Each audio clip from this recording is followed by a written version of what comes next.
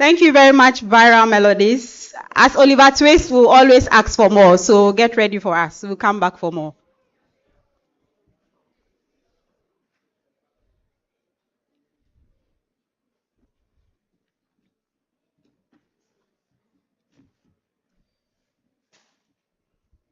Think research. Think research. I'm surprised you've already forgotten the theme for our Quality Week. We are going to take it once again. Think research. Okay, I'm going to say it all for you to remember. Think research, think quality, think sustainability. Okay, at least if you don't remember anything, you have to remember these three. We take it once again. Think research.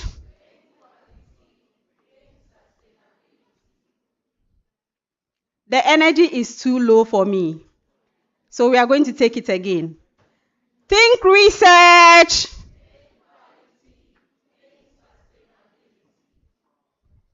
For the last time, for the jersey in which you are clad in to support your department.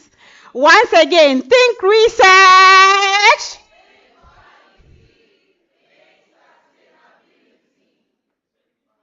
Okay. So it's think research, think quality, think sustainability. We create, we build, sustaining a quality culture. That is our theme. So please do not forget it. Good morning to you all. Good morning to you all. I want to feel the vibe in the room. Good morning to you all. Thank you very much. I'm Dorothea Obri, and I'm moderating the program for today. And as you are aware, this morning's section will be having what is known as the quest. In due time, I invite the ideal person to come and talk about that. But I'm sure you are excited as I am to be here this morning. As you can see, I'm excited because I'm clad in a special jersey and I'm looking forward to something. And I'm sure you're also looking forward to something today. Are you not? Are you not? Oh, it looks like you haven't had breakfast this morning. Or I have only a few people looking forward to something today. Viral melodies, virology, immunology, animal experimentation, nutrition. Nutrition, where are you? Only one person? Okay, thank you very much. So this morning, as I mentioned, we're going to have the quest. And I want to invite our own institutional quality manager, Dr. Susan Eduamankwa, to give us an overview of what it's all about. I'm sure most of you are itching to know. We don't know what this is all about. It's something new. So let's give a hand of applause as we welcome Dr. Susan Eduamankwa.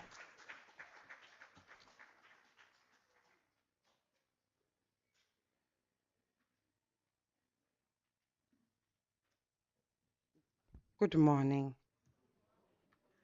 So it's not my brainchild. I think the what do you call it? My coordinators said, what can we do this year? And in terms of something in the mold of face of quality that we did last year and then best practice last year. And they said, let's have a quest. And in that quest, people should identify a challenge in their environment or in any process or the work they do, etc., and then come up with innovative solutions to that. And we thought it was a fantastic idea. We worked out the modalities. So I will call Sewa to come and tell us exactly what happened in this journey. We will find out that we had a lot of entries, which was a big surprise to me. And it was really a pleasant surprise. And then we shortlisted it down, not because the others were not challenges or that they were not things they had seen in their environment and wanted to do, but it's a competition, so format, the way it is expressed, was important. And so of all the 23, the ones that we shortlisted are the ones we'll see today. It doesn't mean that those other prop challenges are not there. They are. And it is something that we will take to management and work on together. One of the biggest challenges that was a prerequisite to ensure that you enter into the quest was that of punctuality. It was the compulsory question for all the contestants, and they came up with interesting things. And we shall definitely take punctuality as a big challenge that we will work on. But for today's presentations, punctuality is not there. Punctuality ensured that they passed to come into the competition. And as you all know, as of 9 o'clock that we're supposed to start, there wasn't a single one of you here. So it really, really is a problem. And this has been, but for the first day that we were expecting all those dignitaries, this has been the norm. It's heartbreaking. But so much for that. Sarah, come and tell them about your baby and the people that are here today to present the quest.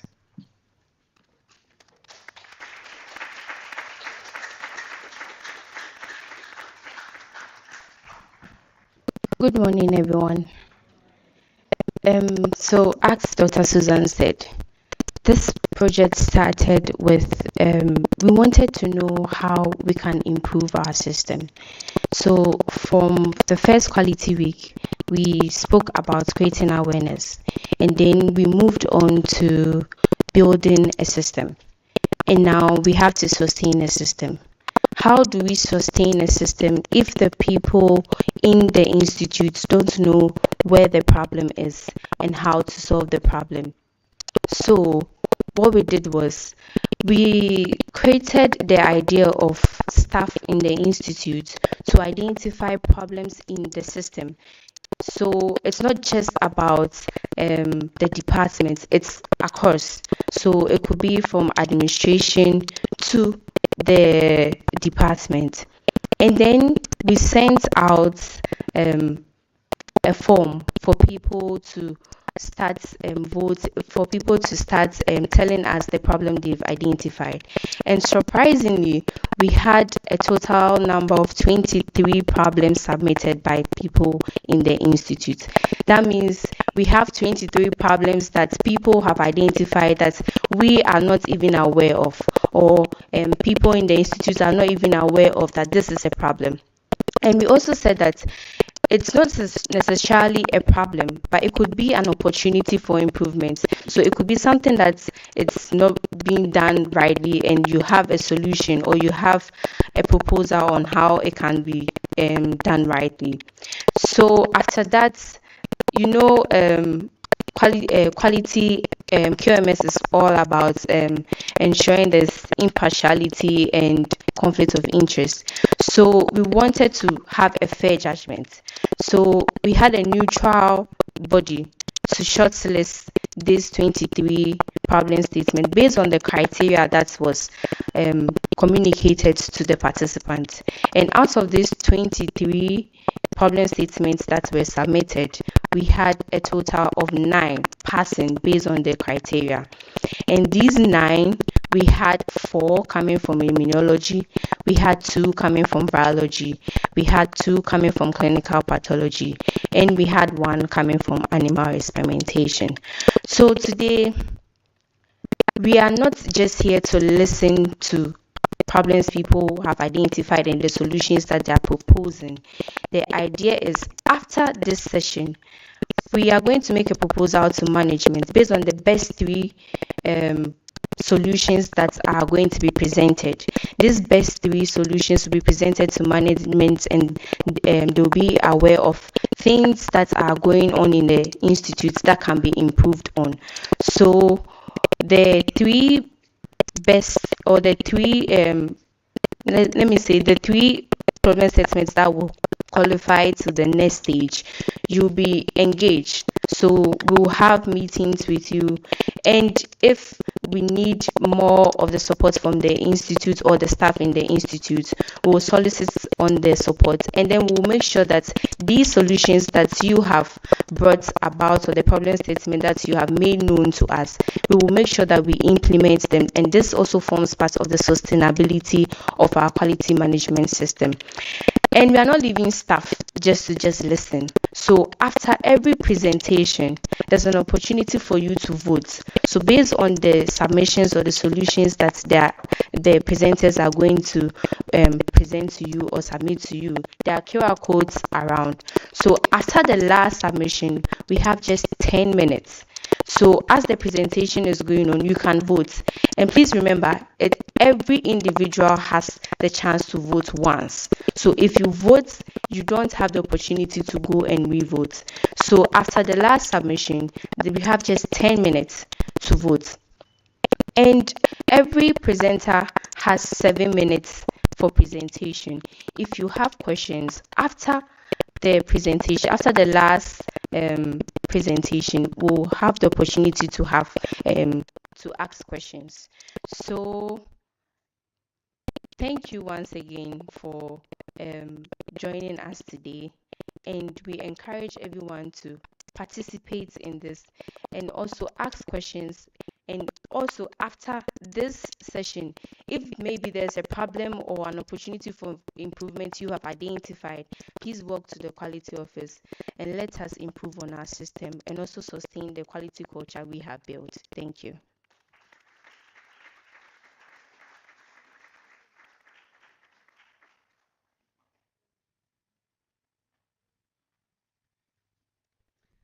Thank you very much, Dr. Susan Neduamankwa and Miss Eunice Obeng. I'm sure by now you have satisfied your quest of knowing what the quest is all about, right? So yes, so we all have the opportunity to vote, but again, you can see on my left hand side we have a panel who also sits and also judge what we have to do during this section. So I'll have to call again on Miss Eunice Obeng to come and introduce the judges that we have for this section. Thank you.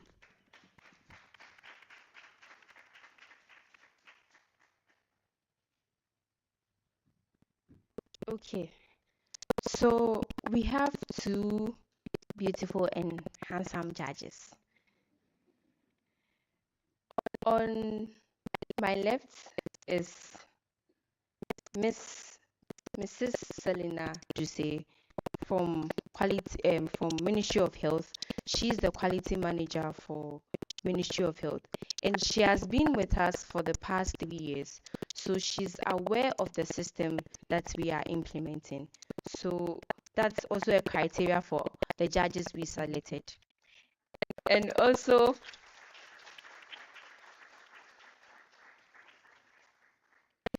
we have Flight Lieutenant Marcos Moroti. He has been with us also for 3 years, and I'm sure most of you have seen him around. During internal audit, he comes and scares us sometimes. So he's also aware of the system that we are implementing. So that they can have fair judgment. So these are our judges for today. Thank you.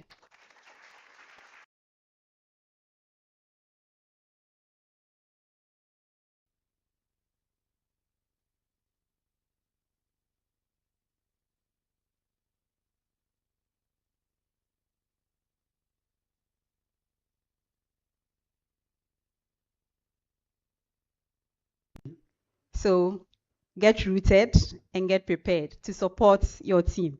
Thank you.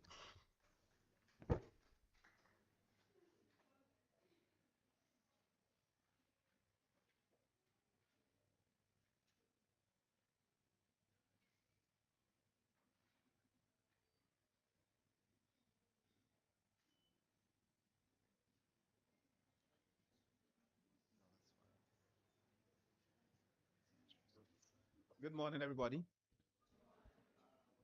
Good morning, everybody. Okay, thank you. Think research. Okay. First of all, I want to congratulate you on your attainment of the ISO 15189-2022. That's a very remarkable feat that you have achieved.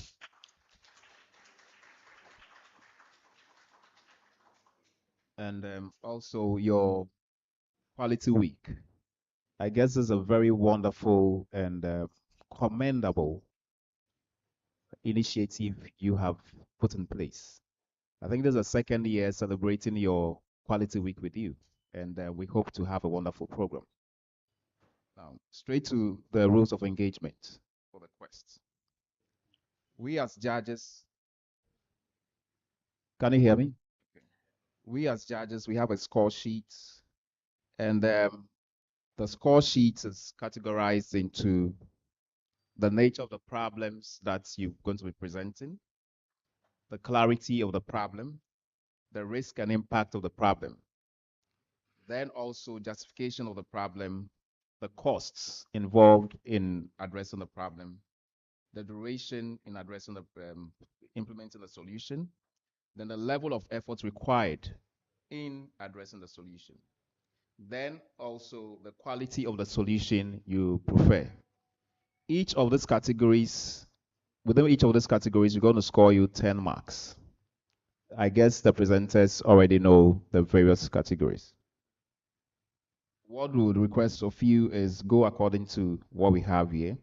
And I think after all the presentations, the judges will put the scores together and then indicate, select the first three or the best three out of what we have. Being selected as the best three doesn't necessarily mean that the others are not that important, but it's just to help management focus on those areas to start the implementation of the solutions.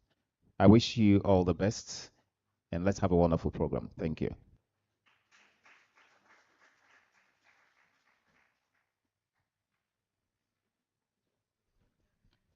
So I'm sure the presenters know how much time they've got for their presentation.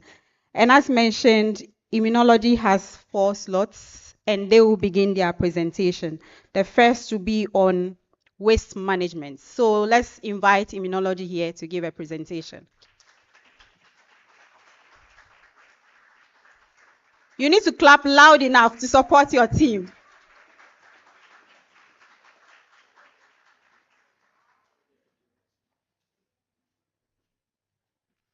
Okay, good morning, ladies and gentlemen. Um, First of all, I'd like to say prepare to be entertained. And yeah, we will be showing a video. We would have some points where maybe we will interact, but it's mainly going to be a video presentation. So can the technical team kindly start the video? Thank you.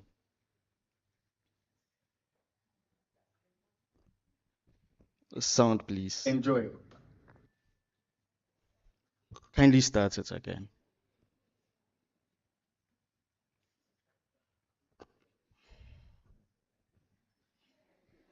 Start it again.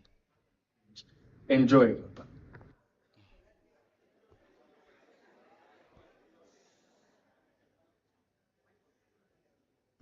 Hello, this is the Immunology Quest team, and this is our submission for the Quest Challenge. Enjoy.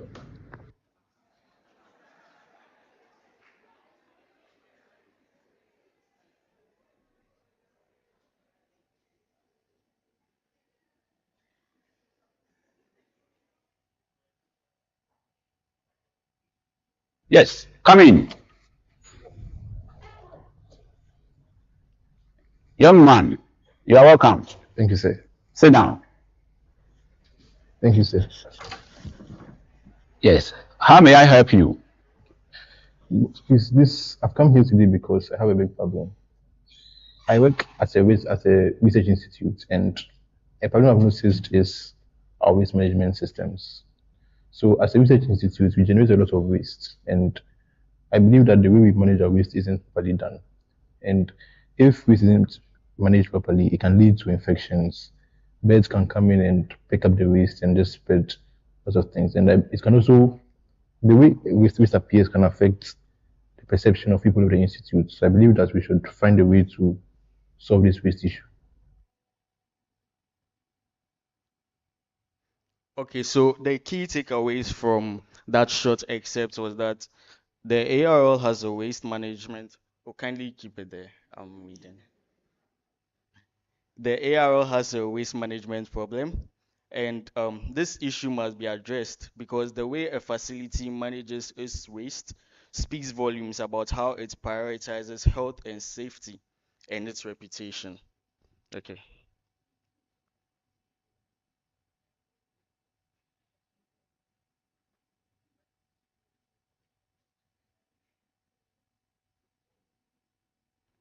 So the problem is that those who generate waste in the institute are not fully responsible for the transport of the waste. We have issues with overfilled bins that attract pests, resulting in scattered waste. I hope you all saw the cruise. I mean, this is something we can all relate to. Um, there are instances of staff going to meet bins full, and for some reason, they will try to force their waste into the bin, and this makes it difficult for the bins to close. Then there are instances where when the disposer of the waste gets to a particular waste bin and sees that the waste bins have been segregated, but the one designated to the one he wants to put his waste in is full. So he just puts it in the other one. Well, that's wrong. So, Nick.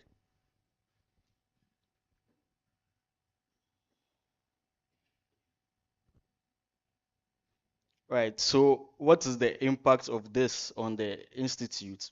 This problem has health and safety implications, and it presents a case of violation of compliance laws. And if the institute is found in violation of these laws, our reputation is affected. Young man, you're welcome. And thank you very much for taking this bold step to find a solution that will not only affect you, nor your institution, but affect the entire community. This takes me back to several years when I was also conducting research in an environment where we had the same challenge with managing our waste. But thankfully, our institution was able to come out with a good resolution that enabled us to be able to provide a long-lasting solution, of which I want to share with you today. Safety is everybody's responsibility.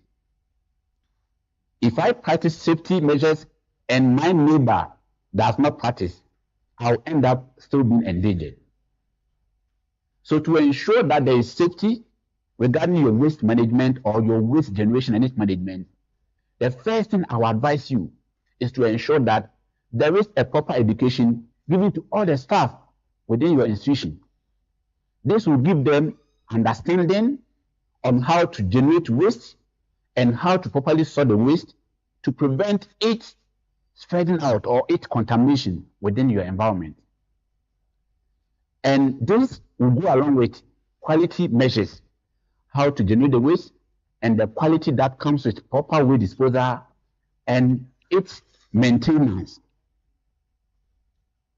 To be able to do this, there has to be institutional policy or a management decision on how and when this training can be done.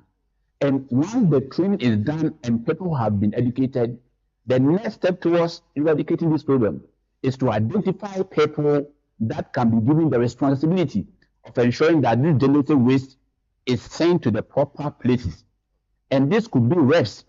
If you have different departments within your institution, you can identify reps from each of these departments that will come together to form a cohort or a team for the waste management within your institution that will randomly go to the site where the waste is disposed to ensure that this waste generated and where they are disposed are, first of all, kept in the containers that have been assigned for them to be, and also to ensure that they are not be overflown or they are be well kept so that this waste management issue can be solved.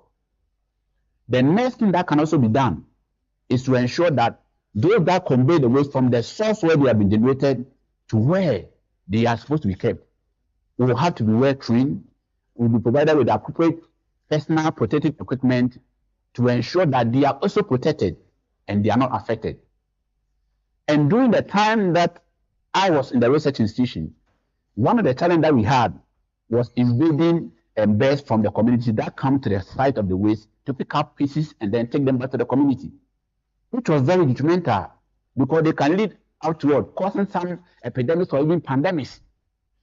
So one thing that I also advise you is to tell your institution to possibly construct a mesh, a wire mesh, that will send to protect the waste from the pathogens or from let's say the birds, to ensure that they do not come in contact with this waste. This will prevent them from having access to the waste and taking them back to the community. And I believe that when this is done, the issue with waste management will be solved forever. So this is what I have for you, and I believe that it will help you and help your community and help your institution. Okay, so for the proposed solutions for this, we have measurable indicators. After these solutions are potentially implemented, how do we track to see that they are working? Well, we will track improved waste segregation and disposal practices, and then we will measure to see if there's a decreased incidence of pest invasion, and then periodic assessment of staff to ensure sustainability. Competency assessment is very important to ensure sustainability so that it's not a brief period that they are adhering to the protocol, but it's for the long term. Thank you.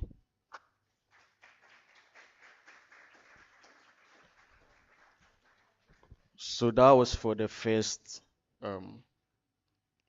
problem.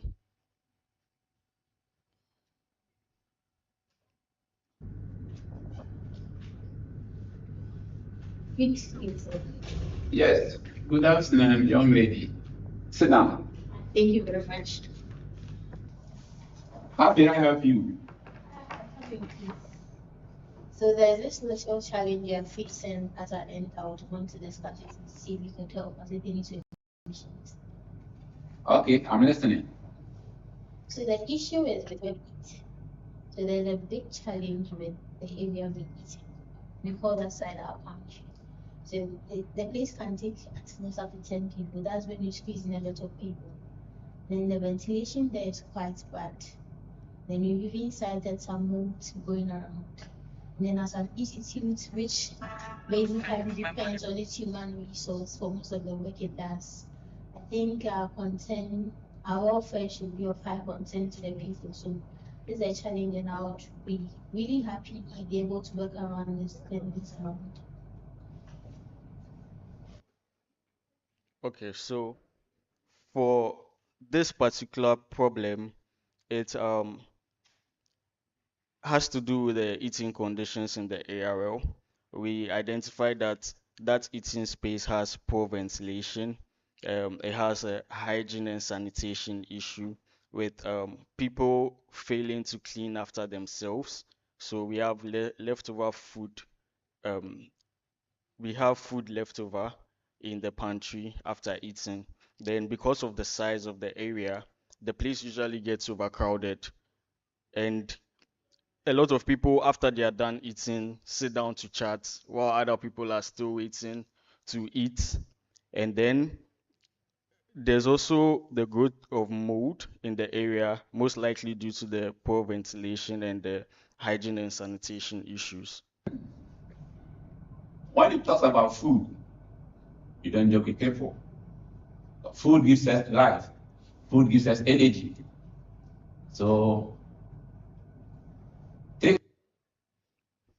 Right, so the impact on the institute, this is going to have a negative impact on the staff morale because eating conditions are very important to the staff. When staff don't have proper or good eating conditions, it has an effect on their morale. The waiting times also affect productive hours. Sometimes people go there maybe during their incubation times just to make use of the time, and they get there, the place is crowded, and they have to wait before they can eat. And by the time they're done eating, or even before they're able to finish eating, there's work already waiting for them that they have to attend to. Sometimes they forsake the work in order to finish eating. So this affects productive hours. Then food contamination due to the poor ventilation and the growth of mold. And then the poor ventilation has health and safety implications even on the staff eating there. Yeah, please continue. Taking people from their eating place may cause a lot of problems. But once you cannot take them out, then we have to provide a conducive environment for them to be able to eat and also work effectively. In your comment, you made mention of the fact that the place is very small and also ventilation is limited, or you have limited access to air, quality air coming in there, which can cause a lot of health issues and even serve as a grounds where pathogens can even breed to rather infect the food to give you sickness instead of giving you energy for work. So this will be my solution to you. The first thing will have to be limiting the number of people that can access the place within a specified time. You can decide that maybe within 30 minutes, once you enter into the eatery, you should be done with your food and come out. This will prevent people from going there and using the place as a grounds for rehearsals in terms of singing or even dancing or watching some funny videos that can take them for about an hour or even two whilst doing nothing. The second thing is also constant cleaning of the place. Because it's a place where you eat, is bound to harbor pathogens. So the person who eats should be responsible for cleaning the eating environment and taking away every trash that they leave there. And also assigning a cleaner that can often or regularly clean the place, maybe about 2 or 3 times within a day. This can ensure that there is always proper hygiene within the environment. Talking about the ventilation, if the place is too small, then what your institution can do is set up maybe an air conditioning system that can provide enough air within that confinement. In addition, you can also clear if there are other things that occupies the space. You can take them out just to have a bigger space. This is for the immediate or the interim solution. But I believe that an institution like your own should have a bigger platform, a bigger space where people can go there, feel comfortable, eat, and also get the fresh air. So your institution can have a future plan of building up or setting up a specified place that can serve as an eatery. Okay. So that's just for the second problem.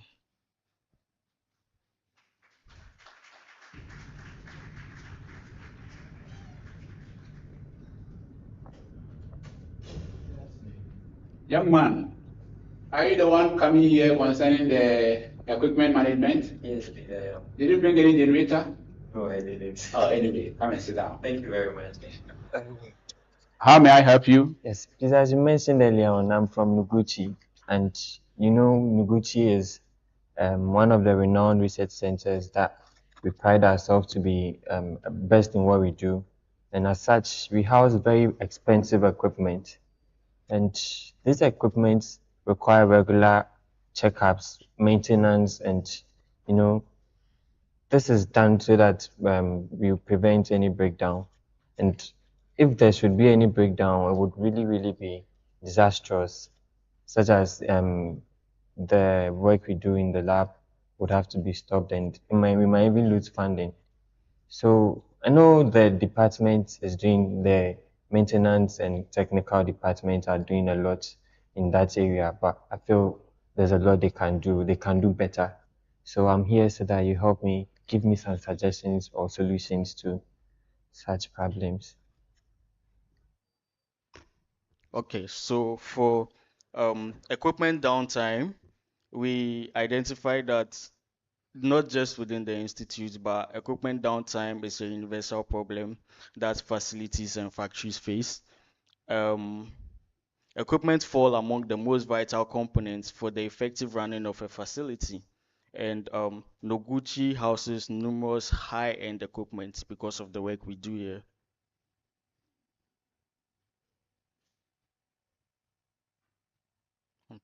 Displayed.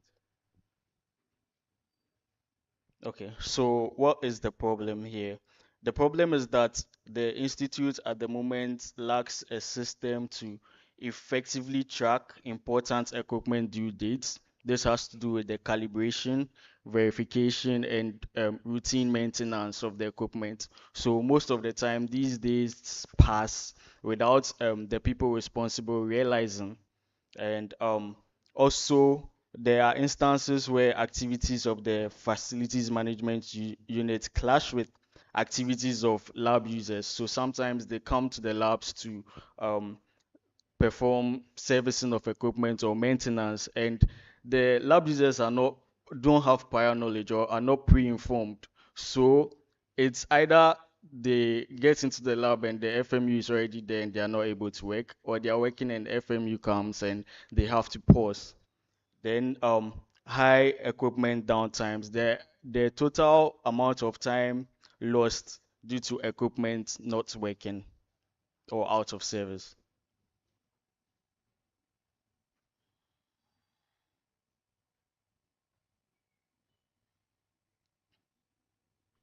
So the impact of this on the institute is that it causes financial loss to the institute due to the high cost of equipment repairs and replacement, and it affects the project timelines because if the equipment needed for the project are not working, then they are unable to proceed. This causes discomfort to the staff as well, and when the project timelines are not met, it has the potential to cause us to lose funding and collaborations. Next, please.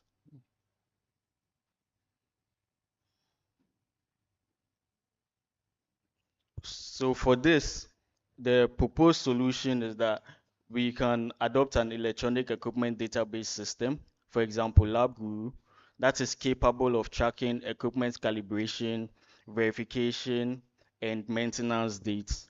Then we conduct training for the designated staff on the use of the selected platform.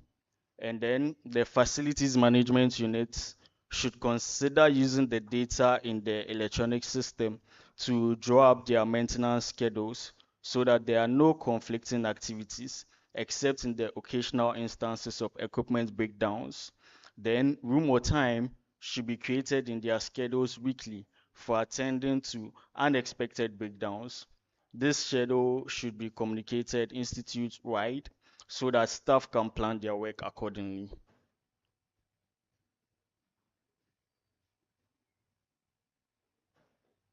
Right. So the solution resource requirements, the adoption of the electronic system in terms of finances moderate to high.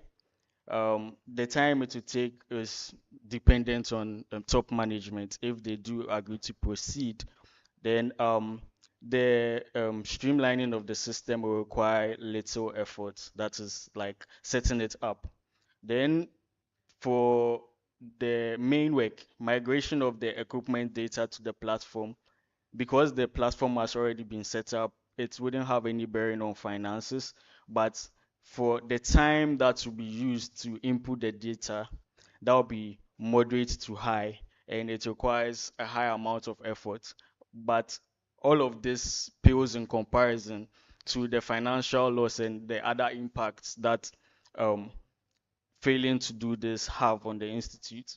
Then the training of designated staff, finances low to moderate because of the organization of trainings. If you are bringing external moderators or trainers, then time will also be dependent on management and the effort required is moderate.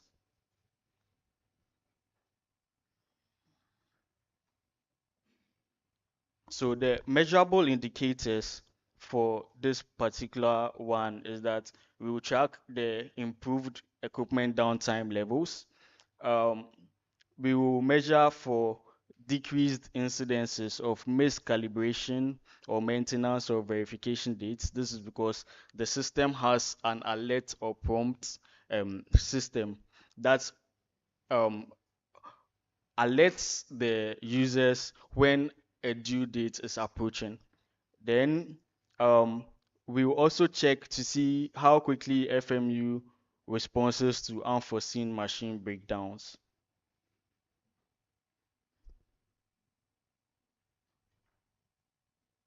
So for this, we Performed did a act little by the person who performed demonstration it of lab to the brew, person how who you receive it. add the equipment information and So enter the here, calibration dates. so when you come to the maintenance log, here, a particular equipment, you come and you see it here. So if it is validation that has been, all the validation that has been done for the equipment, when you come and select validation and you select the type of equipment, all the equipment validation you've done for all features. So this validation. okay, it's fine, just play it. That's the end of the third problem. Young man, are you the young scientist from the renowned research institution? Yes. Okay, sit down. Thank you. Good afternoon. Yes, good afternoon. So I have a little problem. Basically, mine has to do with the health and safety of staff that work in the lab. So usually we work with strict protocols that make sure that experiments are kept safe and clean, and our workspace is also clean. But sometimes, unconsciously or consciously, we get exposed to moving pipettes, moving pens, and measuring cylinders in the lab. So someone might enter the lab, sign with a pen without glass, and someone also working.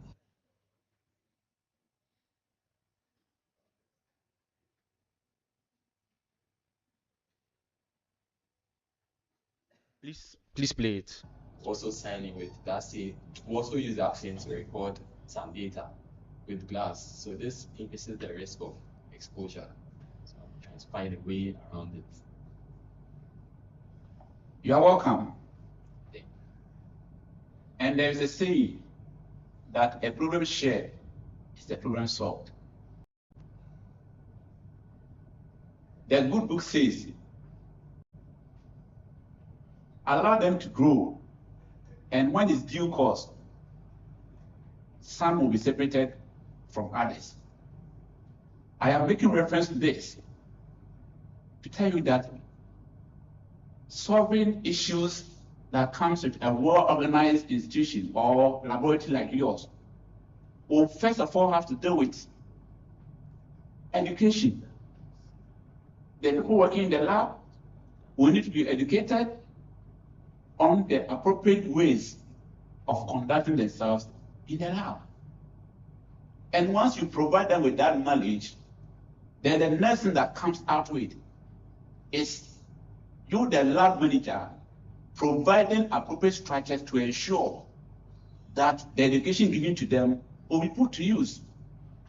And this can be done by, first of all, separating items that can be touched with the free hands away from items that must be touched when you are wearing protective equipment, like the gloves you normally use. If you don't separate them and you put them all together, then people will tend to use it whether they have protective gloves or they do not have. So my first advice to you is to ensure that in your laboratory, you have items that can be touched with gloves and items that cannot be touched with gloves. And this will be kept at different places, not together. The next thing that happens is that sometimes people come to the lab, they become unconscious because they may be using some gadget, like phones and other stuff that take their mind off the work, which may unconsciously put them to touching things that they are not supposed to touch with their bare hands. So there can be rules on how to also use this gadget once you are working in the lab. This will ensure that they become conscious and they will have regard for what they are supposed to do. Another thing that may also arise is cross using of maybe laboratory equipment that could be maybe your pipette that you use in the lab, or even some reagents that are used in the lab. You would have to ensure that maybe some special numbers or colors are given to them depending on the lab. If you have 3 different labs, you can designate one lab to have a color blue and another lab having a color red for a particular equipment, just to ensure that people don't move it across to other labs, or when they are moved, they can be easily spotted and brought back. One also key thing that arises when you are in this environment is how people tend to use hands that are protected on things that are not protected. It could be maybe where you wash your hands, or even touching vacant hand equipment.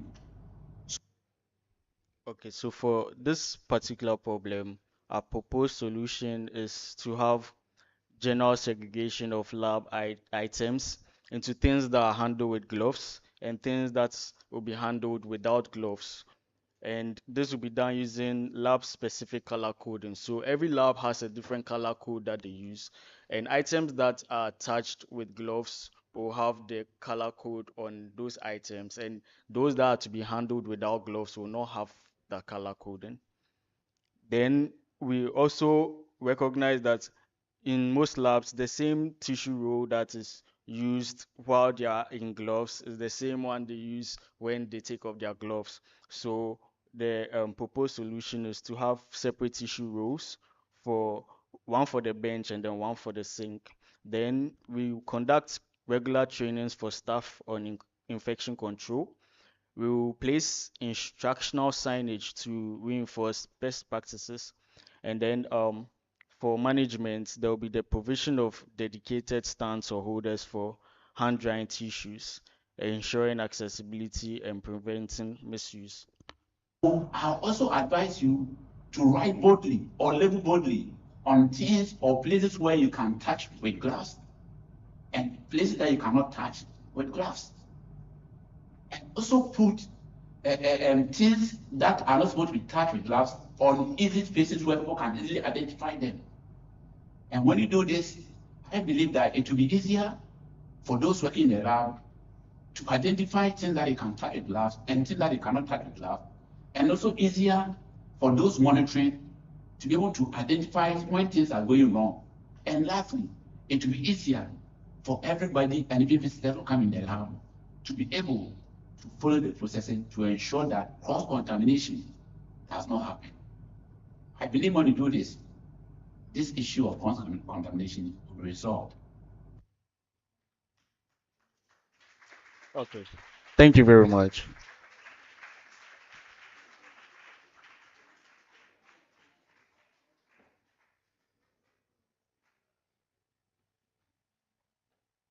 Let's give it up one more time for the immunology department.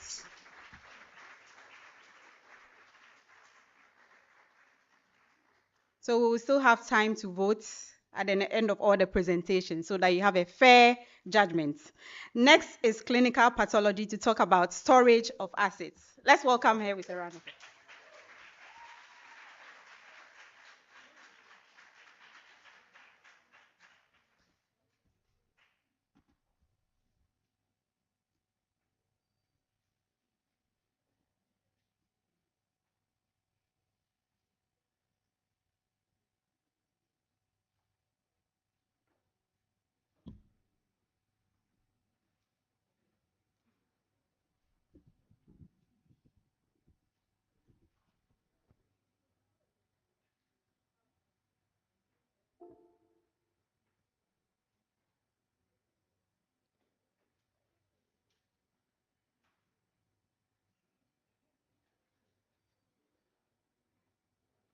Hello, good morning.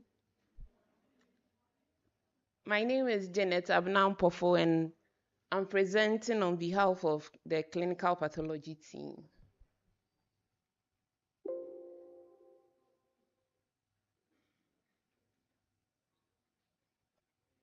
All right, so the problem we identified was basically about the storage of assets.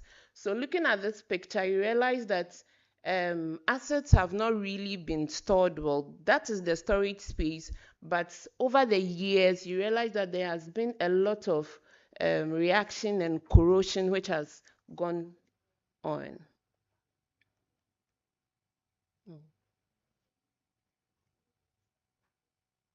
Okay, so our problem statement, it's really said that the improper acid storage of acid in our laboratories, we all know, poses a very significant safety issue.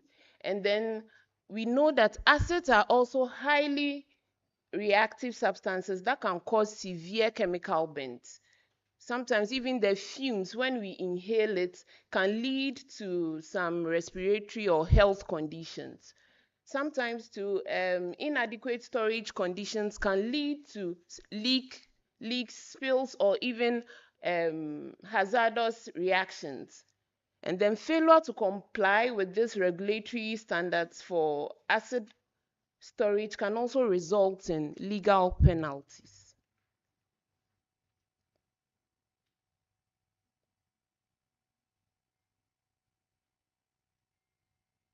Okay, so risks of the improper acid storage. You realize that one, we can say it has very severe issues when it comes to burns, eye damage, and respiratory issues. Chemical burns are very serious, and then we can't take it lightly. When it comes to acids too, we know that it produces fumes, and then when we inhale these fumes, it can lead to respiratory distress.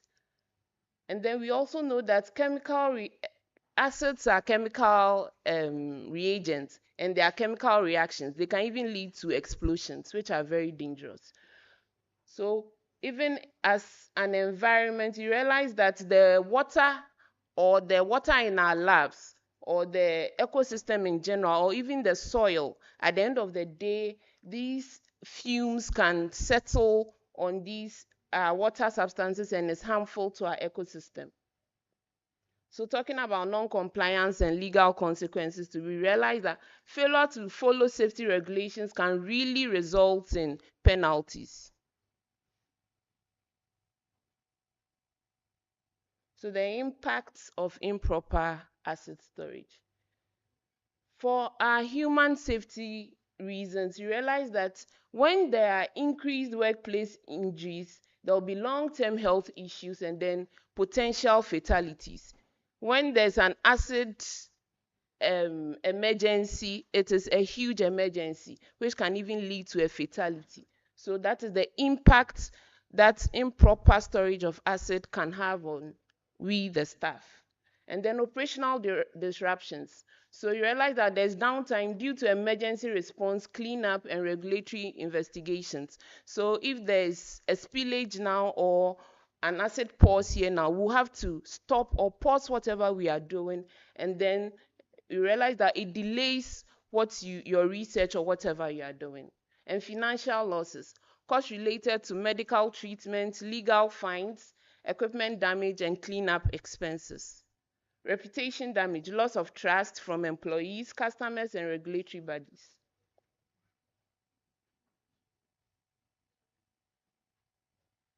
So how will the impact be measured? So we can measure the impacts looking at the cost of damage. So maybe in a year, we would say we are looking at the cost of damage of equipment that have broken down due to some acid spillages, expenses on spill responses, fine and legal penalties, increase in insurance claims and premiums. For employee and organizational impact, we can also look at employee absenteeism, staff turnover rates, workplace safety perception, and then reputation damage.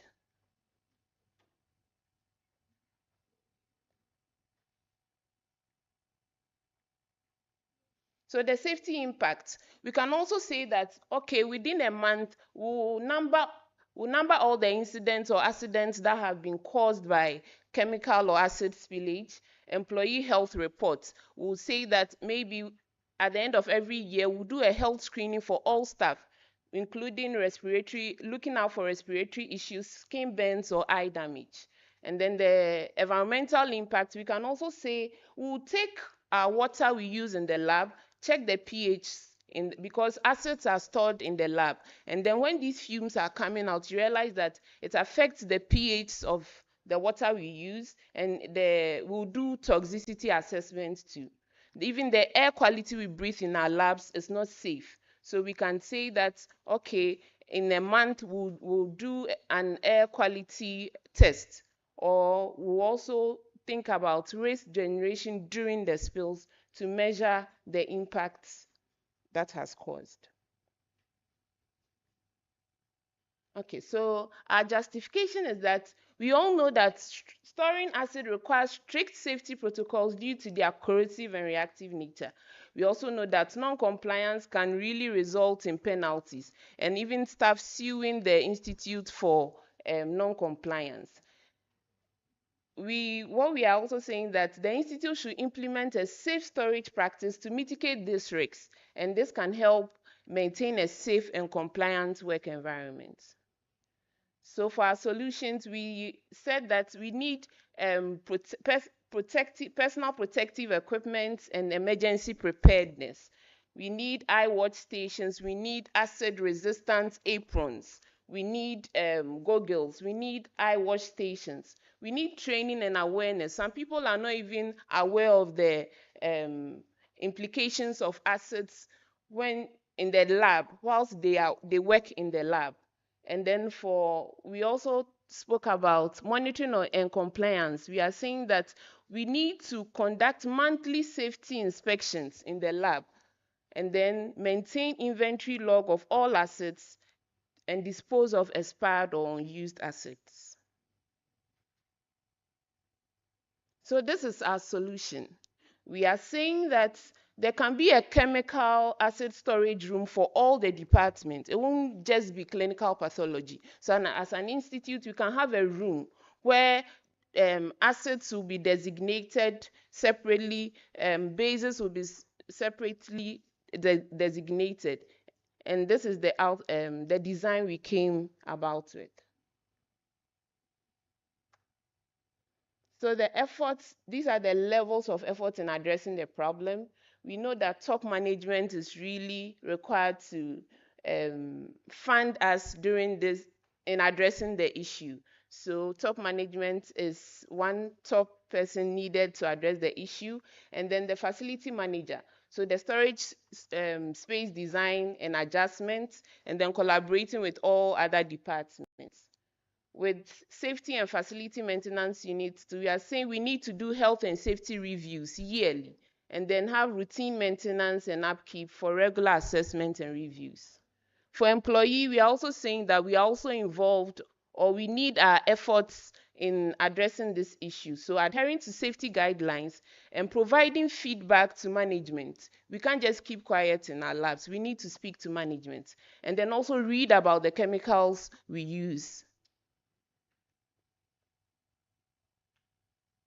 So here we talk about the roles and responsibility, as I mentioned earlier: top management, facility managers, data analysis, and cost team. So you realize that if we do a thorough analysis, we can now get a team that will do the data analysis and then price or get the cost involved in whatever we want to our solution.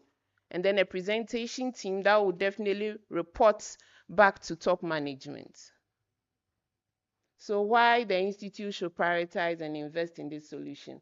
Our reputation and sustainability as an institute will be maintained, and then ensuring safety of personnel and then the environment will also be assured. Compliance with regulations and standards, we know we will not have any issues with the regulatory bodies. Financial aid, financial and operation benefits will not incur so much cost, and then protecting research integrity and equipment. So this is the quality of the solution. So I had a slide for finance and time, but I'm not seeing it here. Okay. So the quality of the solution, you are saying that it is moderate and the moderate upfront cost, but it is a moderate upfront cost, but there's a high long-term value in preventing accidents and legal issues. And then we can say that our environment will be safe, and then we'll not have any issues with the complying organizations. Thank you.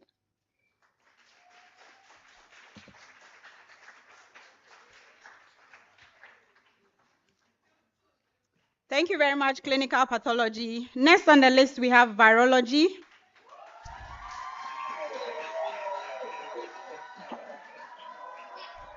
So we have 2 slots. They'll be talking about biobanking procedures and then inadequate lockers for staff belongings. So get ready.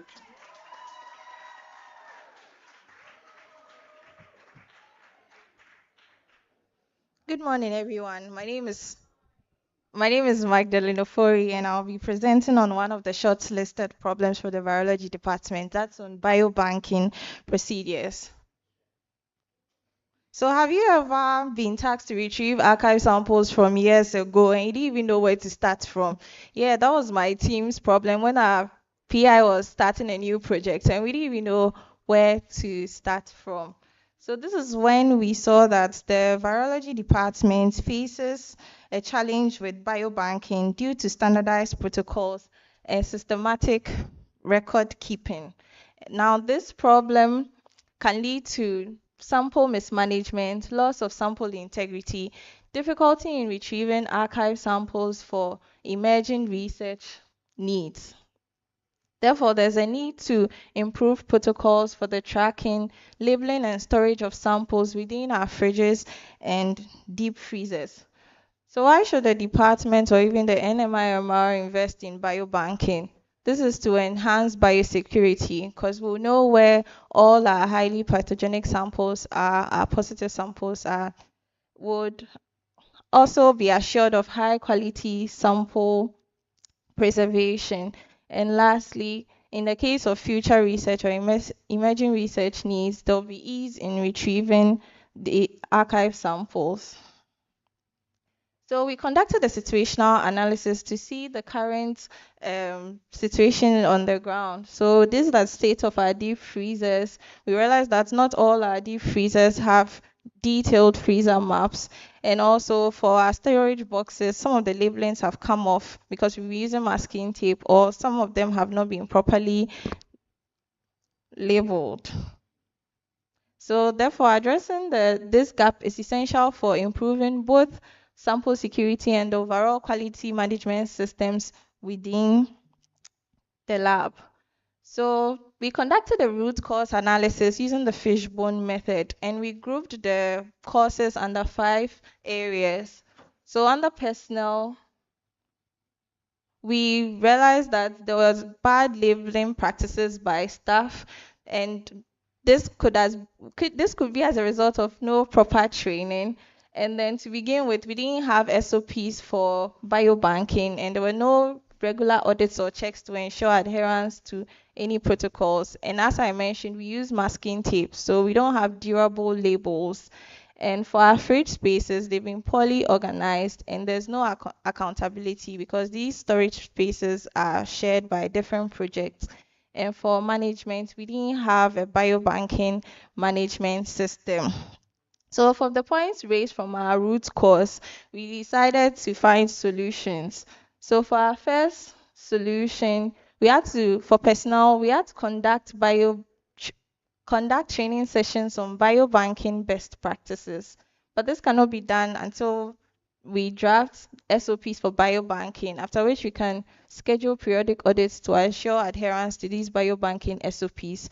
Then we need to procure stickers designed to withstand extreme temperatures, and then draw detailed freezer maps for all the fridges and freezers in our lab spaces, and designate staff on the various projects for accountability, and then design and integrate a centralized digital database for tracking samples across lab spaces, and appoint a biobank manager to oversee this inventory. So how are we going to implement our solution? So we came up with 7 main in our implementation plan, we came up with 7 tasks involving the development of an SOP, auditing existing archive samples, and estimating some costs involved, that's the adhesive labels, and then designing of the software, and properly assigning the freezer storage spaces, training staff on the documented procedures, and eventually migrating onto the centralized digital database for tracking of archive sample. So the level of effort required is from everybody. So the person, our departmental quality managers, safety officers, lab technicians, equipment officers, project team leads, the persons responsibles are provided in the timeline, and we have definite timelines. Yes, so this will be the cost in addressing the solution. Our budget was 2,115 US dollars, and it involves procuring the adhesive labels, printing costs, contracting a software designer, and any other costs will be captured under miscellaneous. So imagine at the comfort of your zone, you just see the biobank manager, you request your sample ID or range of samples you are looking for, and they just key it in and it pulls up the lab space, the storage, the equipment your samples are in, and then the compartment, the storage box you can find your samples just by using a search functionality. No time wasting, no long things. I'd like to thank oh, I'd like to thank my biobanking quest team members, our HOD, our departmental quality management managers, our safety officers and quality coordinator. And remember, think research, think biosecurity, think biobanking. Thank you.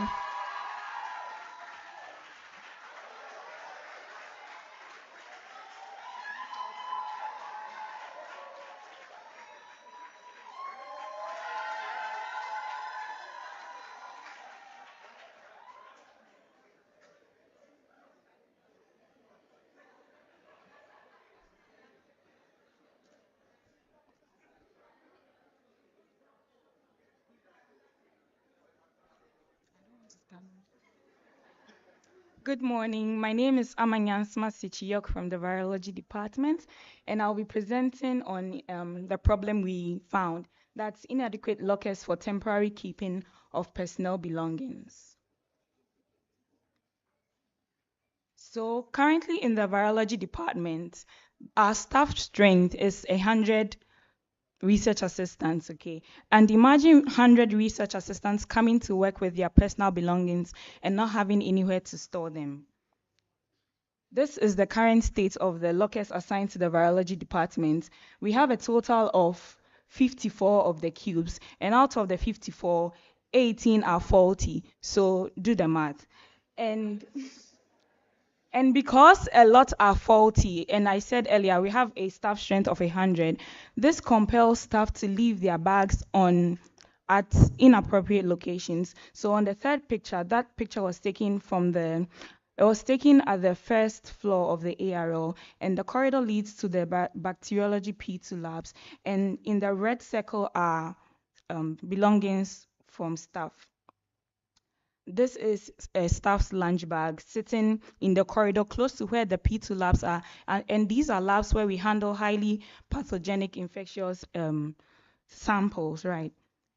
This is a water bottle sticking clearly out of a staff's bag. This can tempt the person to take sips in between work, which is really not biosafety friendly. So what are some of the risks associated with this problem? First of all, food. Food is not allowed in bio labs, right? We're not supposed to bring food to biosafety labs. It poses a biohazard risk to the RAs and to the samples we're working with.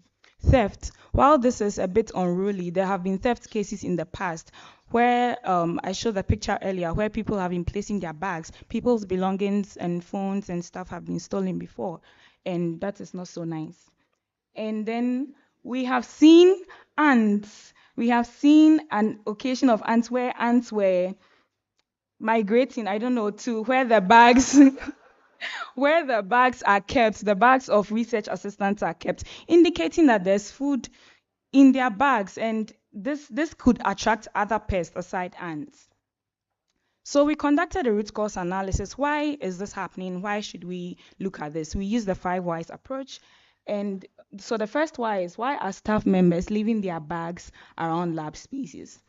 Because there aren't enough functional lockers. Out of the 54, 18 are faulty. Why aren't there enough functional lockers? Because the functional lockers are either damaged or the keys to them have been lost.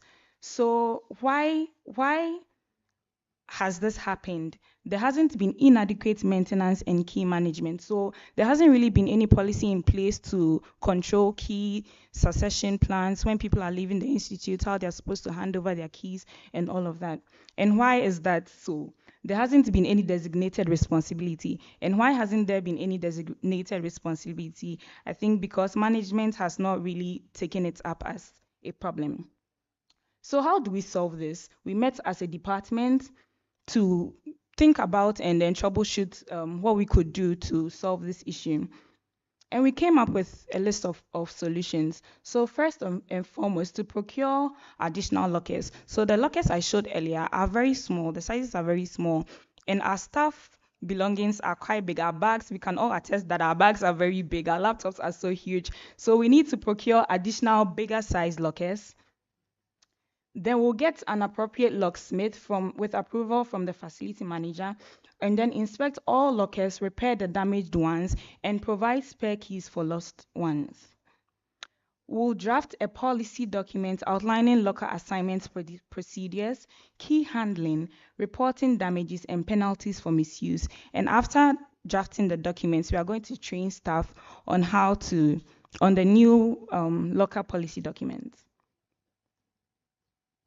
And then there'll also be management of locker keys using a digital log sheet, and this will be controlled by the administrative head in the department. So this is our implementation plan.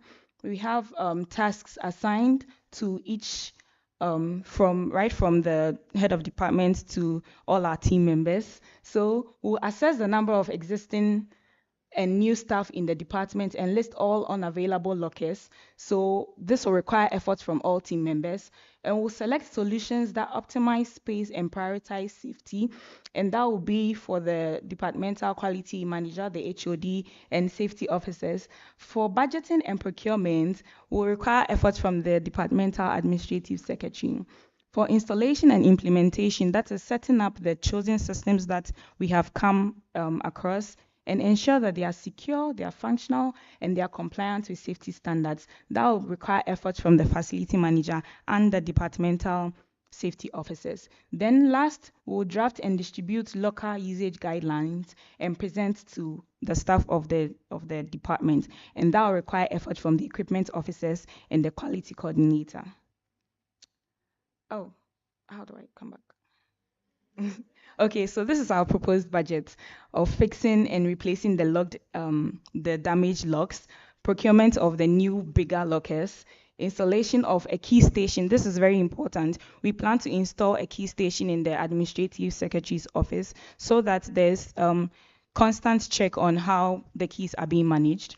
Transportation of the newly procured lockers to Noguchi, and then printing cost of labels, stickers, and everything, bringing our total to 10,400 Ghana cedis.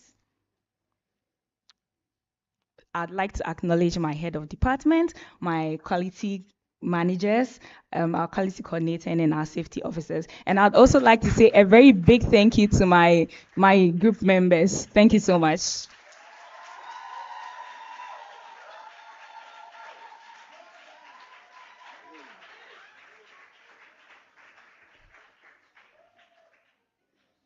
I love the cheers. You know, those of you who follow politics, Sir John of blessed memory said, fear delegates, right? Maybe the louder the cheers, the lower the what? The vote. Let's wait and see. So it's now time for a department of animal experimentation. Let's hear how loud the cheers will be. Thank you.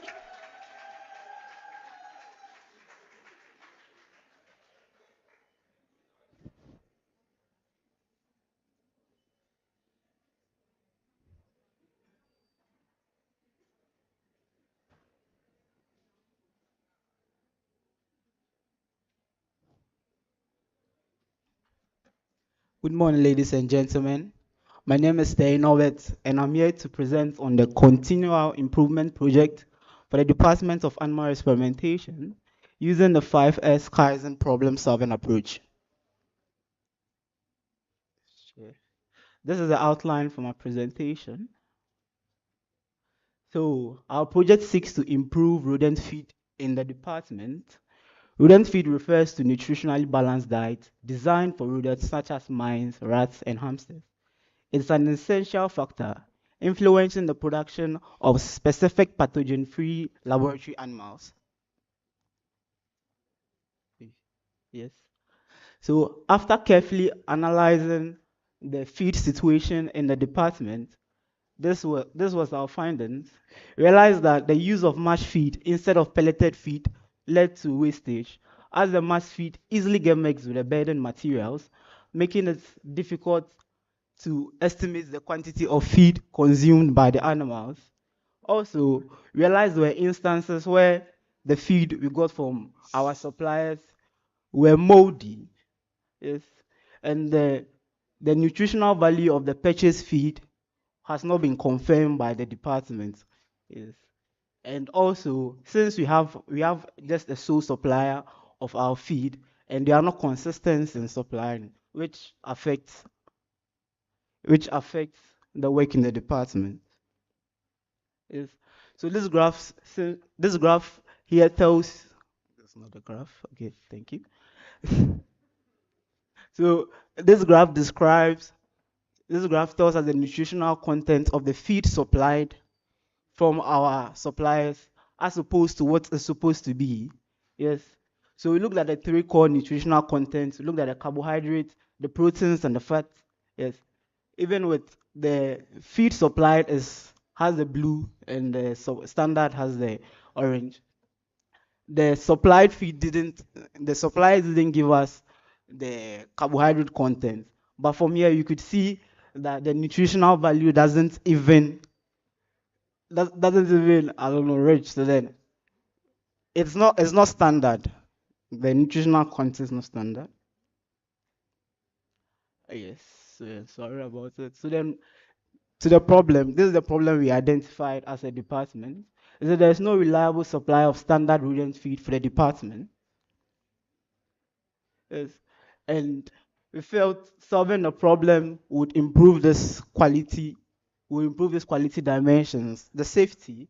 If we are able to supply our own feed, we are able to produce our own feed, we are able to be assured that they are pathogen free and they are good for the animals. We're able to assure it's on a timely manner. We wouldn't have to wait because of the supply inconsistencies. We wouldn't have to wait for anything. We know the efficiency of it. We would be if efficiency, effectiveness, and integrity. We're able to stand by our feet and say yes, it is up to standard. All right. Yes, so then some of the impacts of the problem on our department is that the department won't meet the requirements for the following. So ISO 1725:2017 accreditation. Our department is particularly keen about getting accreditation for ISO 17025, and with our feed not being standard, it's going to be difficult for us to attain that accreditation. And we also have FDA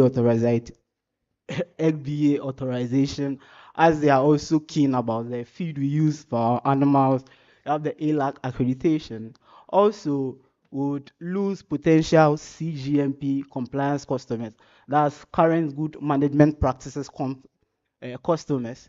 If the feed you are not given to your animals are not up to standard, then what shows the results they are going to get up to standard? And also the health of the animals would be affected. All right.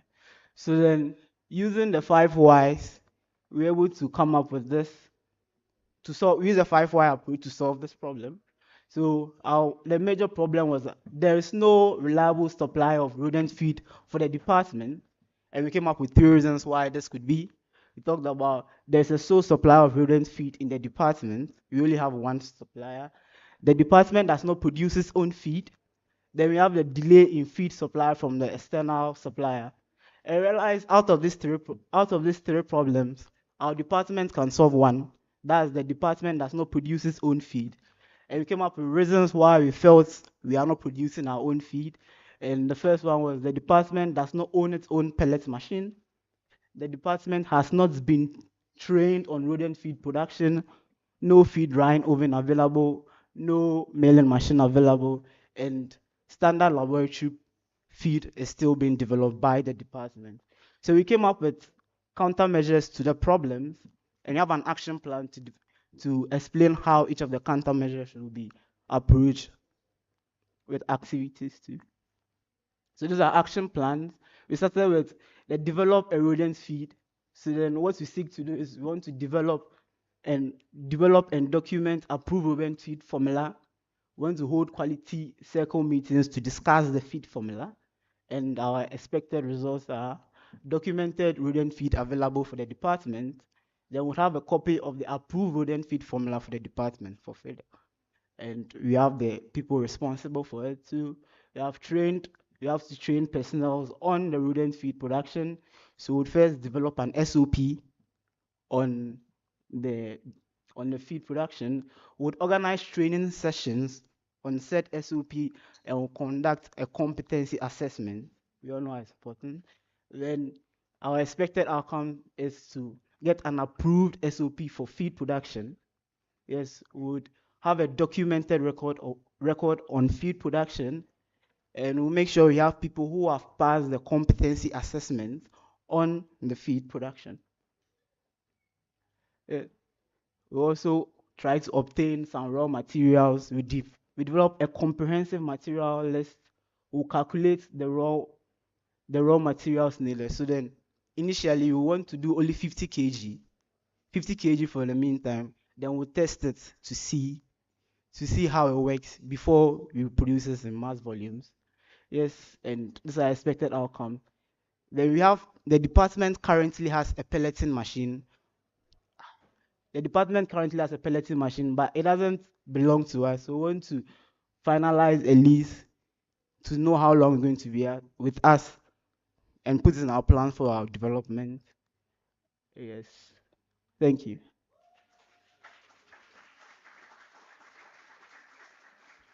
Give it up some more for animal experimentation. We have our very last presentation coming from the Department of Clinical Pathology once again to talk about ergonomics.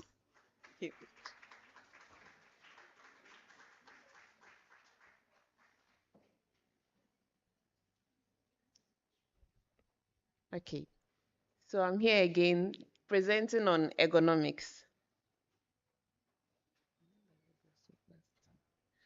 So looking at the pictures here, you realize that there are ergonomics related issues at workplaces stemming from workspace design. Looking at the chairs here can lead to discomfort, strain, and injury for employees.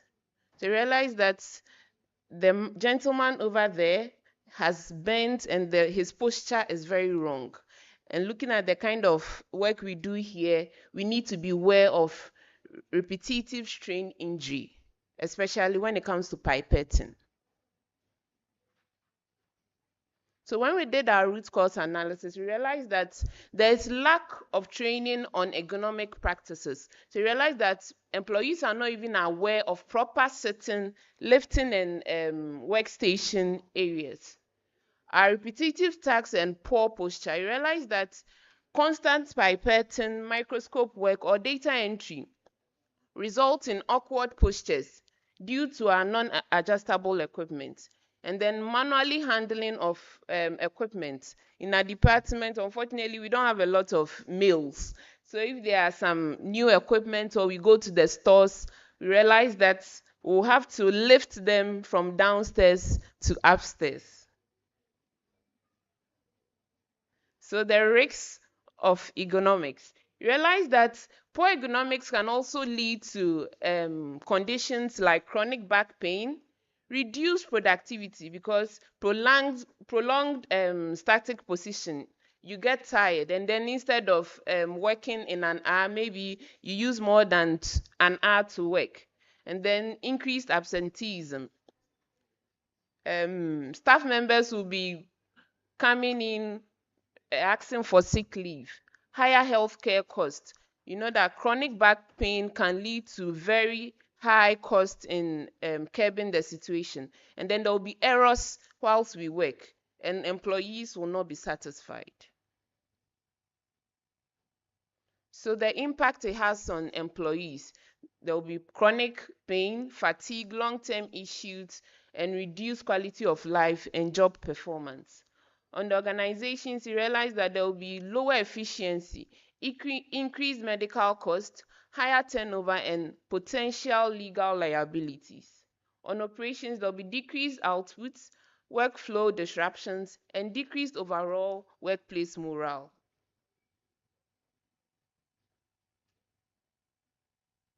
So how would we measure this impact? We are saying that we can have a productivity and performance matrix that will say we are evaluating sorry we are evaluating the task completion before and after ergonomic changes. We'll do error rates. We'll assess errors due to fatigue, discomfort, and workstation design. Employee retention. We are saying improved ergonomics leading to job satisfaction and then lower turnover. For our health and well-being, there will be reduced work-related injuries, employee survey and feedback. We can measure discomfort levels before and after ergonomic interventions. So for ergonomic risk assessment posture analysis, we can use the rapid upper limb assessment, that's the ruler, which will have an assessment on the consistency of how we do our pipetting and use the biosafety cabinet and know whether our rapid upper limb is really functioning well. We'll do workstation audits too. So we'll evaluate the lab, and we can say in a month we evaluate the lab and office setup for ergonomic compliance. Financial and operational matrix. We can say, okay, the cost of workplace injuries in a year. What is the cost that goes into that? And then equipment maintenance and replacement. We assess wear and tear of non-economic, ergonomic versus ergonomic.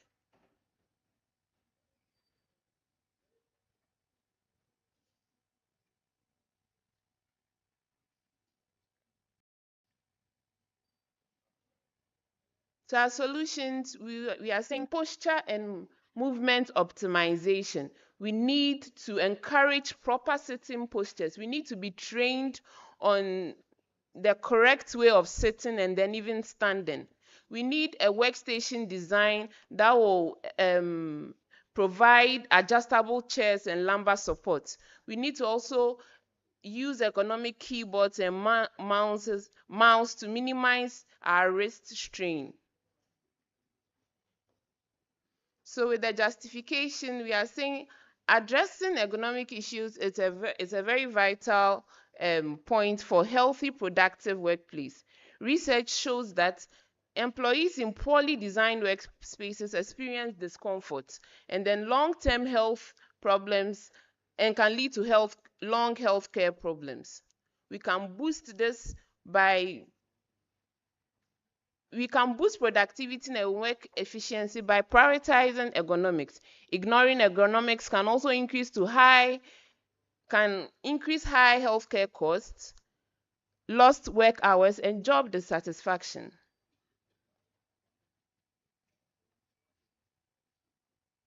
So these are solutions. We need to be trained on best practices when it comes to ergonomics.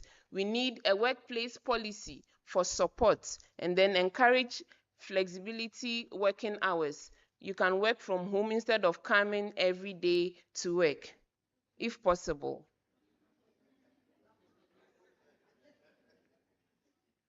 So our solution in pictures, we are saying instead of a table and then a chair in the office space, we can have a workstation instead, which can house a lot of people, a number of people at a time.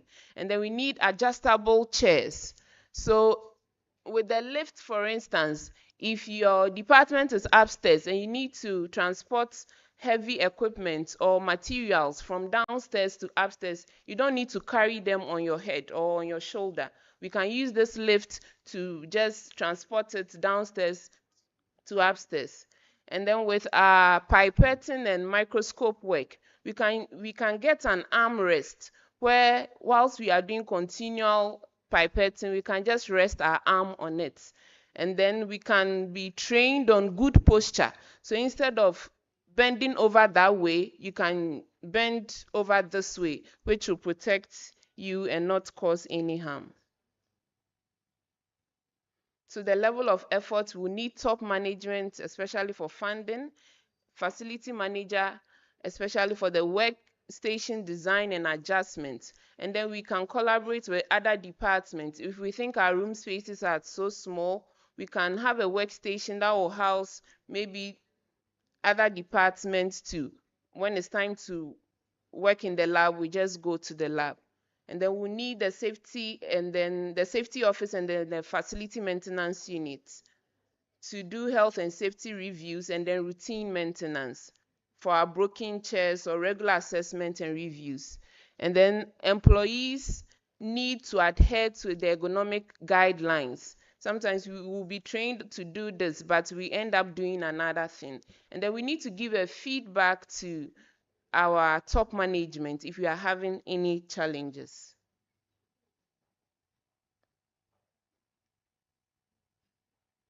So the roles and responsibility, the top management will have to oversee the overall process, set objectives for facility management. The facility management will also have to is the bridge between top management and FMU, and then collaborate with them to collect data from office inspections. We'll have a data and analysis and cost team that will evaluate the data and determine the financial implications. Then a presentation team that will report back to top management.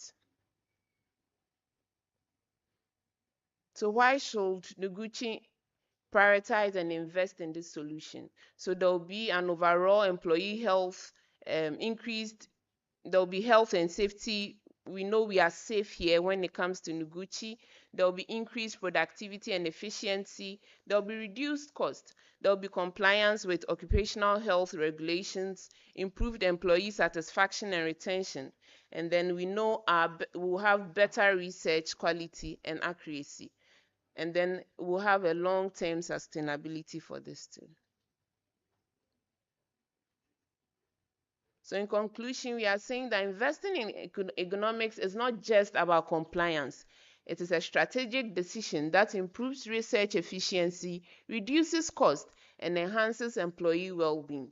A well-designed ergonomic program can lead to long-term benefits for both employees and the institute. So I would like to acknowledge my HOD, the professors in our department, Dr. Kumi, Dr. Dankwa, Mr. Elisha, Mrs. Eunice Ampemdanso, Angela, our administrative secretary, Richmond Kudiabo, our quality coordinator, Abigail Ainin, Harrison Banini, Mamiesi, Nanaya, Miriam, and all our NSPs. Thank you.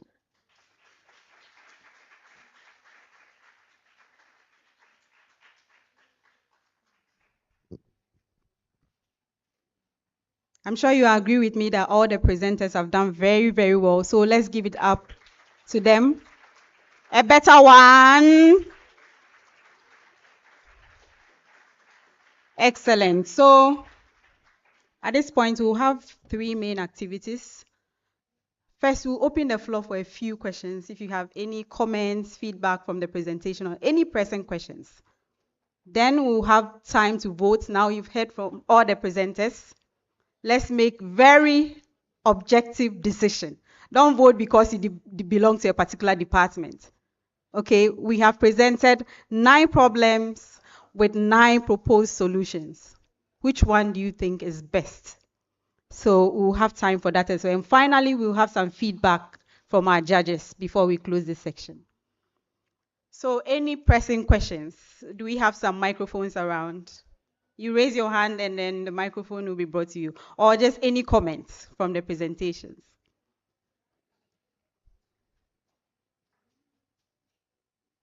Do we have anyone?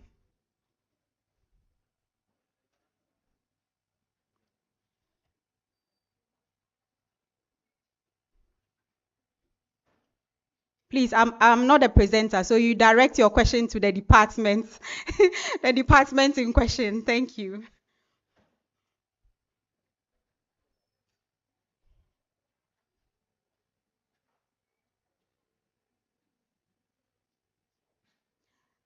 Kindly come to the middle and speak. Maybe we could hear you from there. Okay, hello. So, thank you very much. And I'd like to say a very big thank you to all the presenters. They did super amazing.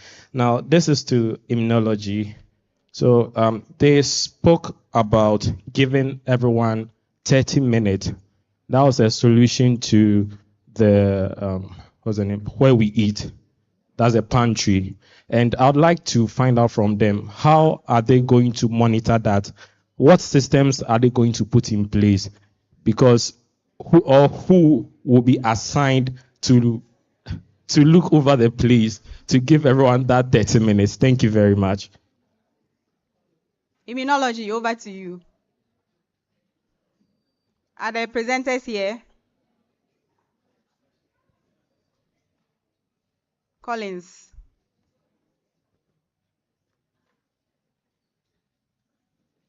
Do you have more than one question? That's to immunology. Okay, but you have other questions? Yes, it's just a simple question. To animal experimentation. So he spoke of ALAC. I would like to know what ALAC means, and how and why they want to attain that accreditation. Thank you. All right.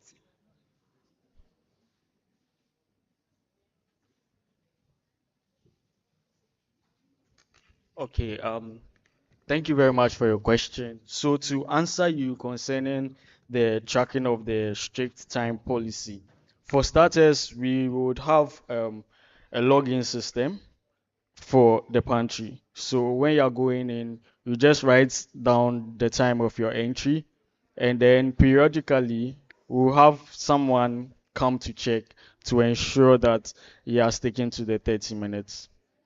Thank you.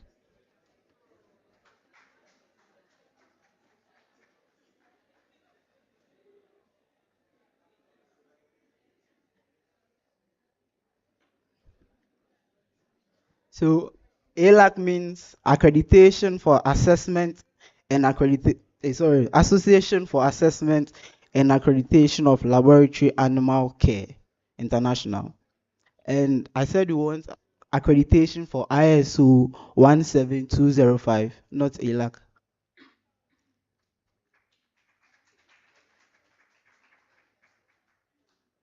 Okay, thank you. Any further questions? Okay. Then it's time to decide, time to vote. Exercise your franchise. You know, there's a link. There are posters with a QR code. You just scan it and then you vote. Remember, you have only one attempt to vote. I think 10 minutes is too much. Yeah, 5 minutes should be okay. After that, we'll receive some feedback from the judges, and then we'll have a musical interlude from the viral melody. So prepare.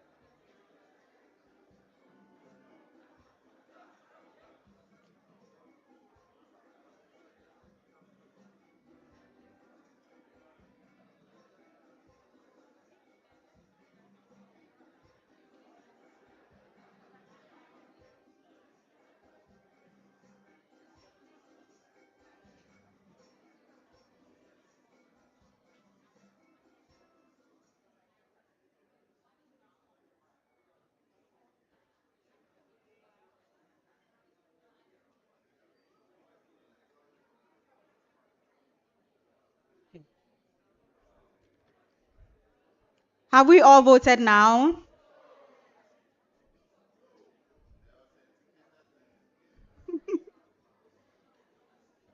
We should. Okay. So voting is now over. We want to hear from our judges to give us some feedback from the presentations.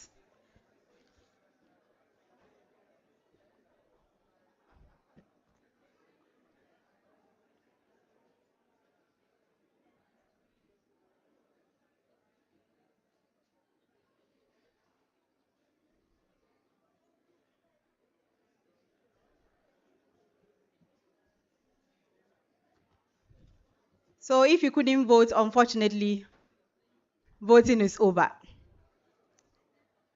So are you ready for us, judges? We want to hear some comments, general comments and feedback from the presentations. Thank you.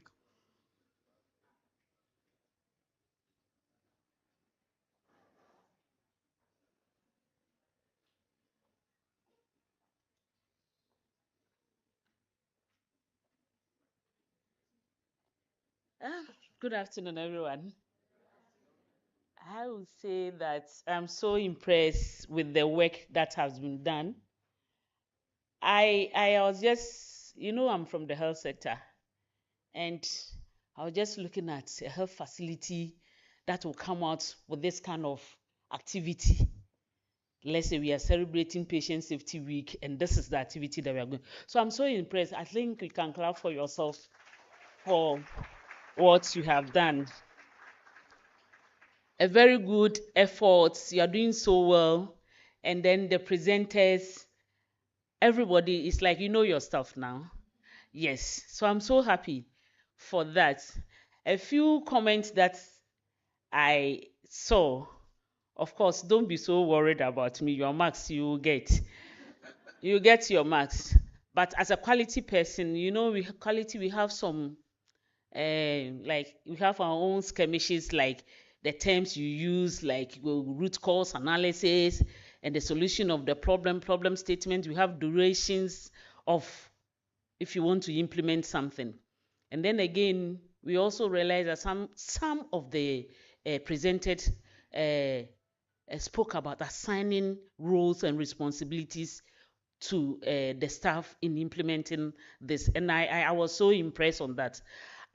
For quality, if you don't assign responsibility, you can't do it alone. It's about the whole unit. I hope you agree with me. So we were looking at all of us having people assigned for, even not names, like somebody will be responsible for this and that will be like, once I've assigned your role and responsibility, you'll be held accountable. And that is very important in quality.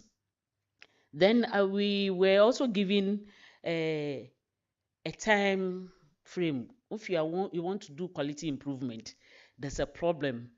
You have done a lot of root cause, and the reason why you think that is a challenge in the organization or your unit, and you want to give solution. Do you want to do this solution for the whole year or the whole time?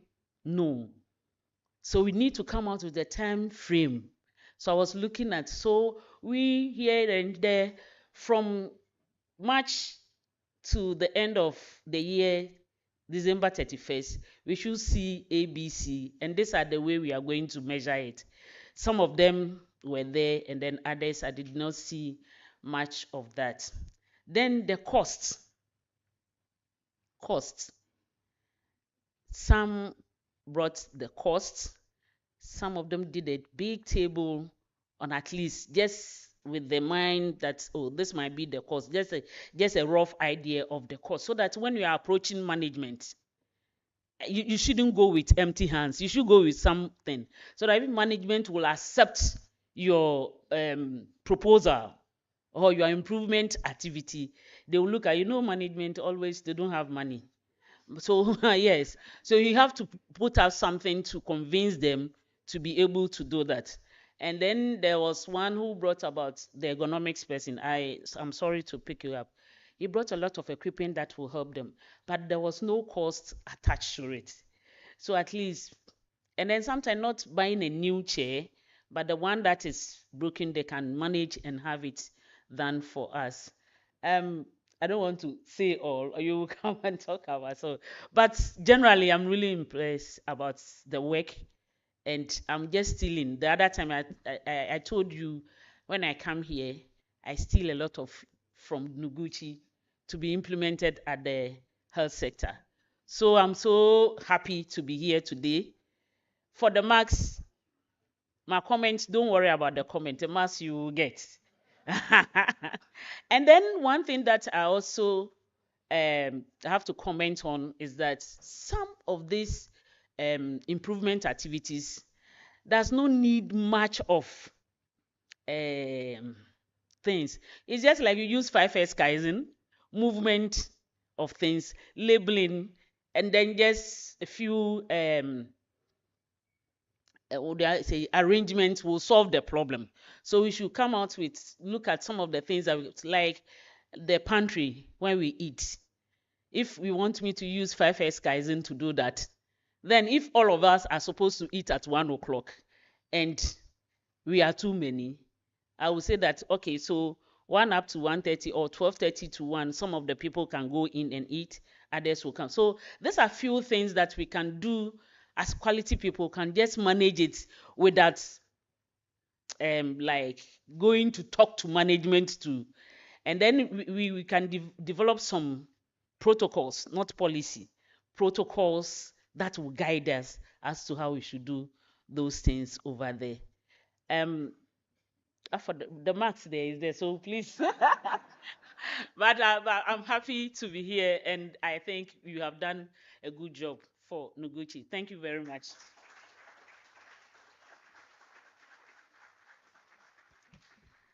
Thank you very much, Ms. Tuze. I think I can already predict based on the comments. Is it immunology? Clinical pathology? Virology? Animal experimentation? We wait to see. Let's hear from the viral melodies. Let's shake ourselves a bit before we hear the marks from the judges. Thank you.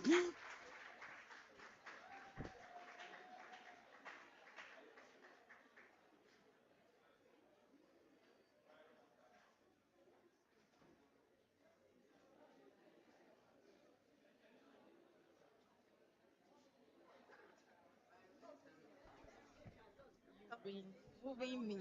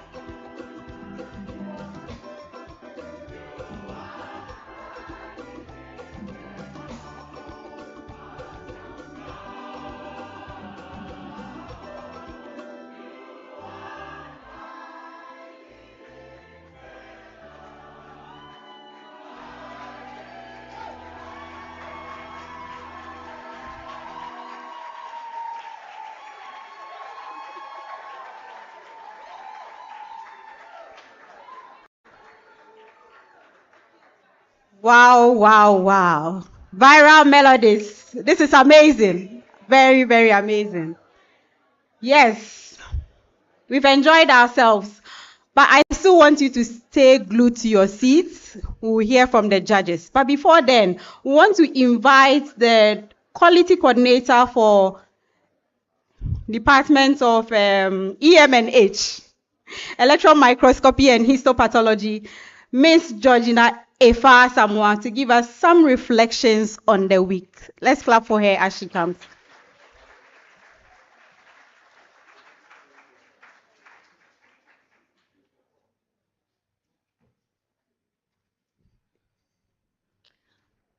The 2025 Quality Week commenced with a captivating musical interlude by the Noguchi Choir, setting a vibrant tone for the event. The director of the Noguchi, Prof. Dorothy Yeboah-Menu, delivered opening remarks celebrating the accreditation of 5 departments. She highlighted that this milestone strengthens Noguchi's reputation in biomedical research and diagnostics, ensuring adherence to international standards and enhancing global partnerships. The chairman, Professor Alfred Yeltsin, emphasized Noguchi's leadership in medical and health research, stressing the importance of quality in improving research, population health, and service delivery. The Minister for Environment, Science and Technology, Honorable Dr. Ibrahim Murtala Mohammed, underscored the need for a sustained quality culture and commended NMIMR on its ISO 15189 2022 accreditation. A key moment was the unveiling of the accreditation certificate, symbolizing Noguchi's commitment to excellence. Professor J. de Souza, the keynote speaker, stressed that quality culture is an ongoing process, requiring shared commitment and innovation. The ceremony concluded with a panel discussion featuring experts in quality management. During the afternoon session, a preliminary quiz competition was held among 4 departments. The departments of electron microscopy and histopathology secured the first place. On the second day, the day's focus was on best practices in sustainability. The bacteriology department, led by Ms. Elizabeth Entry, demonstrated the implementation of 5S Kaizen principles through cleanup activities, interlab competition, and rewards. There were key breakout sessions that were also held, and these were on non-conforming events management, risk assessment, and internal and external audits. The second quiz competition was held with the Department of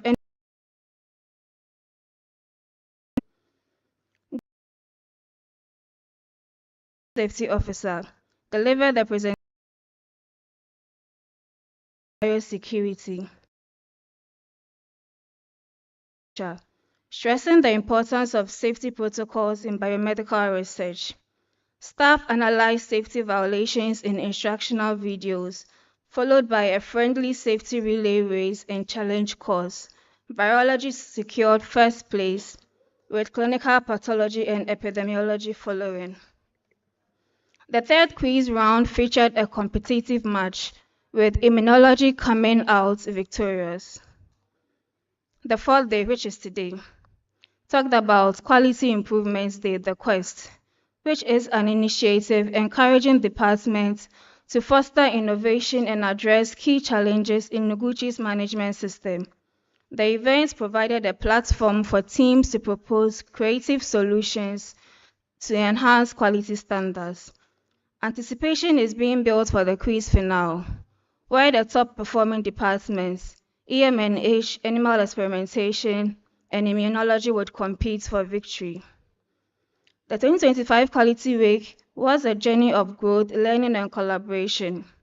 Each session provided valuable insights into quality management, sustainability, and institutional excellence.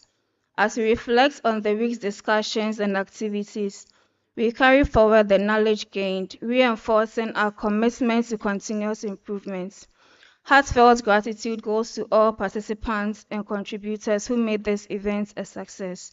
Remember, quality is everyone's responsibility, and together we can sustain a culture of excellence. Think research, think quality, think sustainability. Thank you.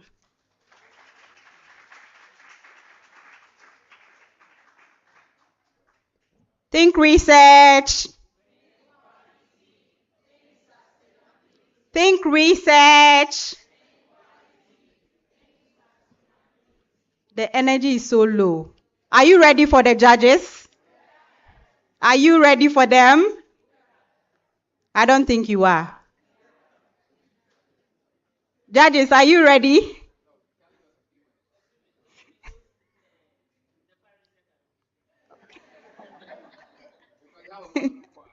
Okay. Viral melodies.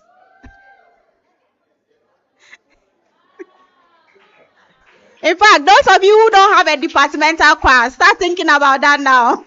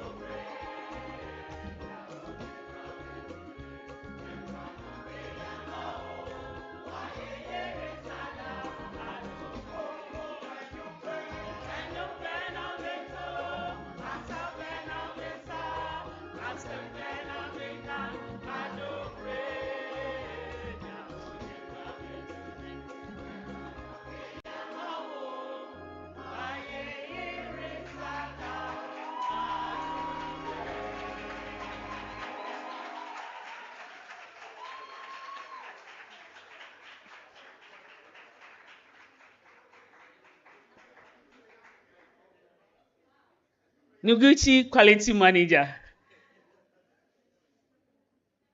thank you so much for organizing this. Yes.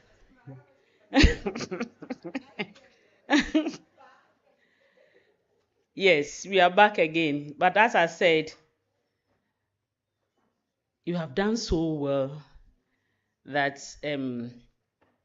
not surprising that you have attained your ISO 15189-2022. And I hope that this is part of the things that we do to be able to achieve more. We want to get to the international standards.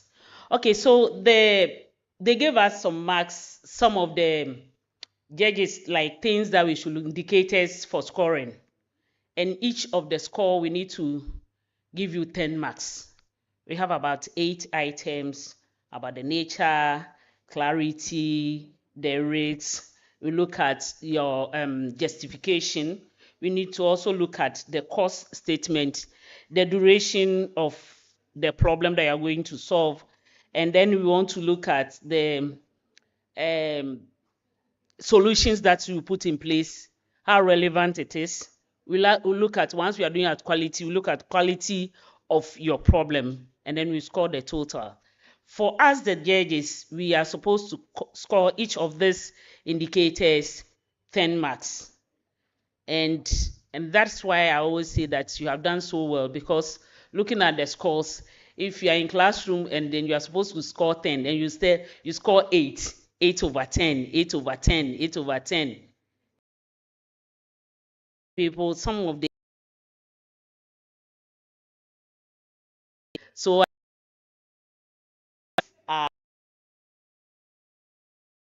then lowest score for each of the first indicator, almost all of you. And then so the least I can say about the indicator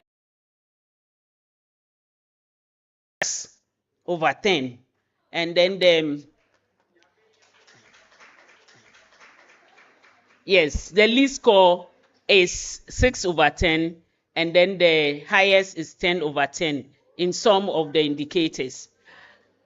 Some, I don't know, of the indicators you didn't mention. So we were even thinking, what do we do? Because we were supposed to look at that in your presentation. So it means that one you have to score 0. But the judges with my brother, I think we have done a good job for you. So I'll give the opportunity to, you are going to be the judges, not me. Okay. Thank you, Selena. I'm so much grateful. And let me commend you once again. We've been part of this wonderful journey. And the quest has also been a wonderful program. For me, I'm very much impressed. I was discussing with Selena. There's a lot for us to take to the health sector. Okay. That having been said,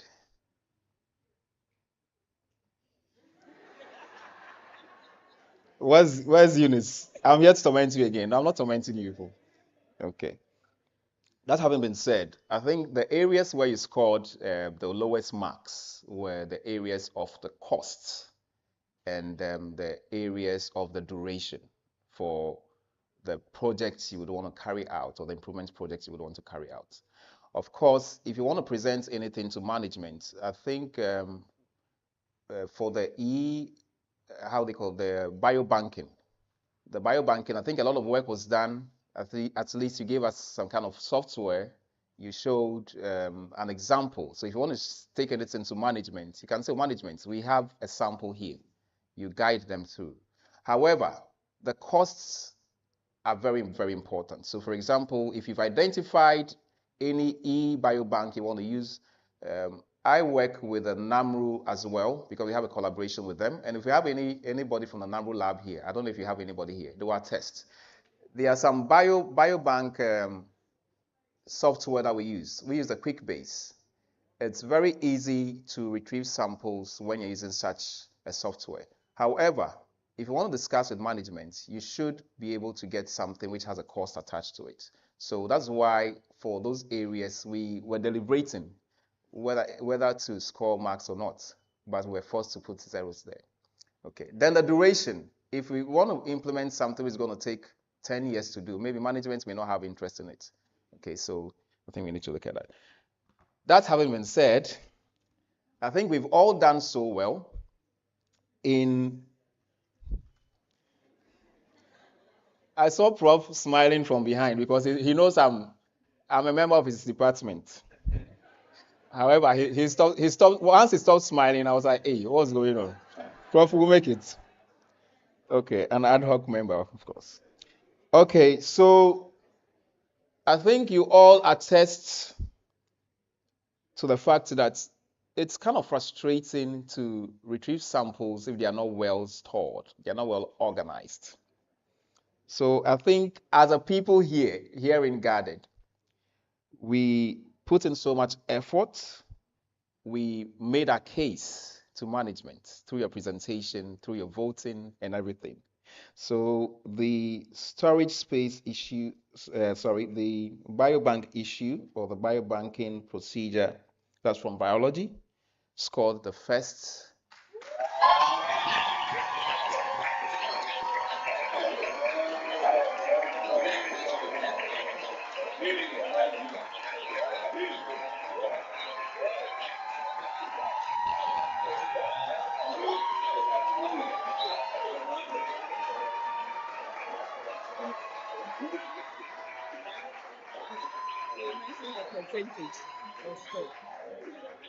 Okay, so you scored the first position with 82%.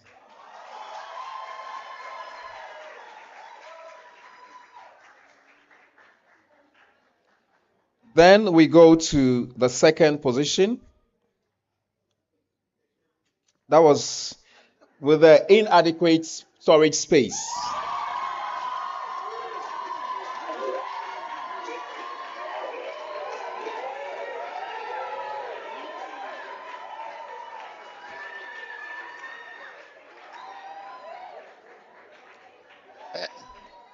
And that scored second with 79%.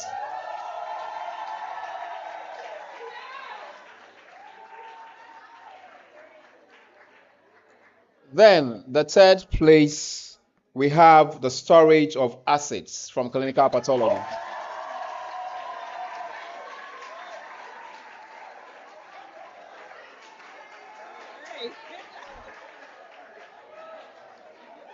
So storage space for acids scored third with 67%. Then equipment maintenance scored the fourth position with 63%.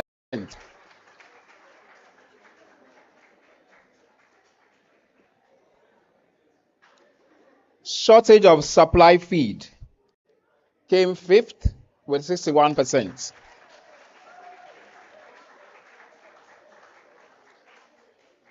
Then the health and safety came sixth with 59%.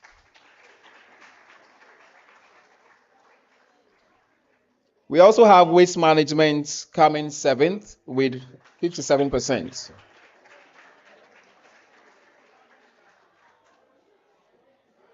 Okay, ergonomics had the eighth position with 54%. Then we have social health and safety coming ninth with 52%. Let's give ourselves a very resounding round of applause. We've all done well.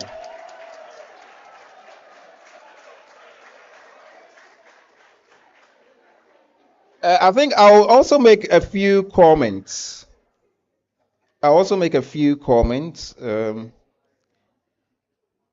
think the positions, especially for the first, second, third, means that you have made a very resounding statement to management, requesting collaboration between staff and management to get these top priority challenges resolved. That notwithstanding, for some of the, thank you so much. Think research.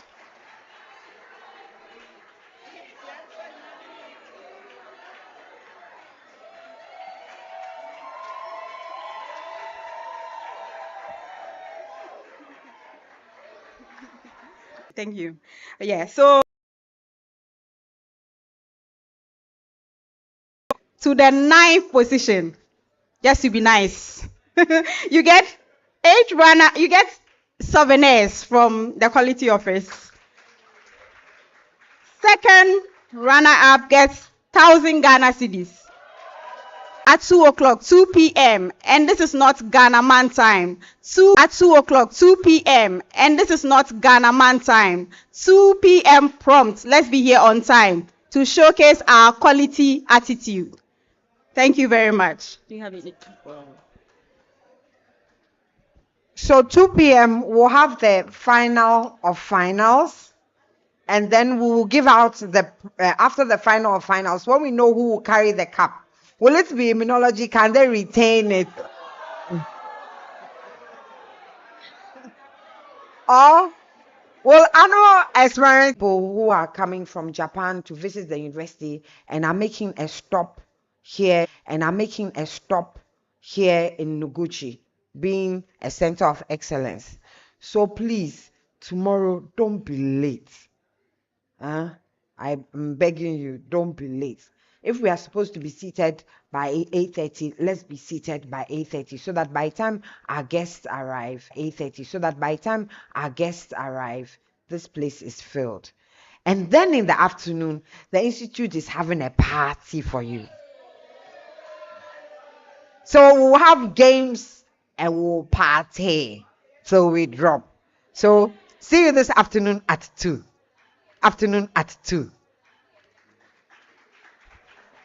Viral melodies, over to you. And see you at 2.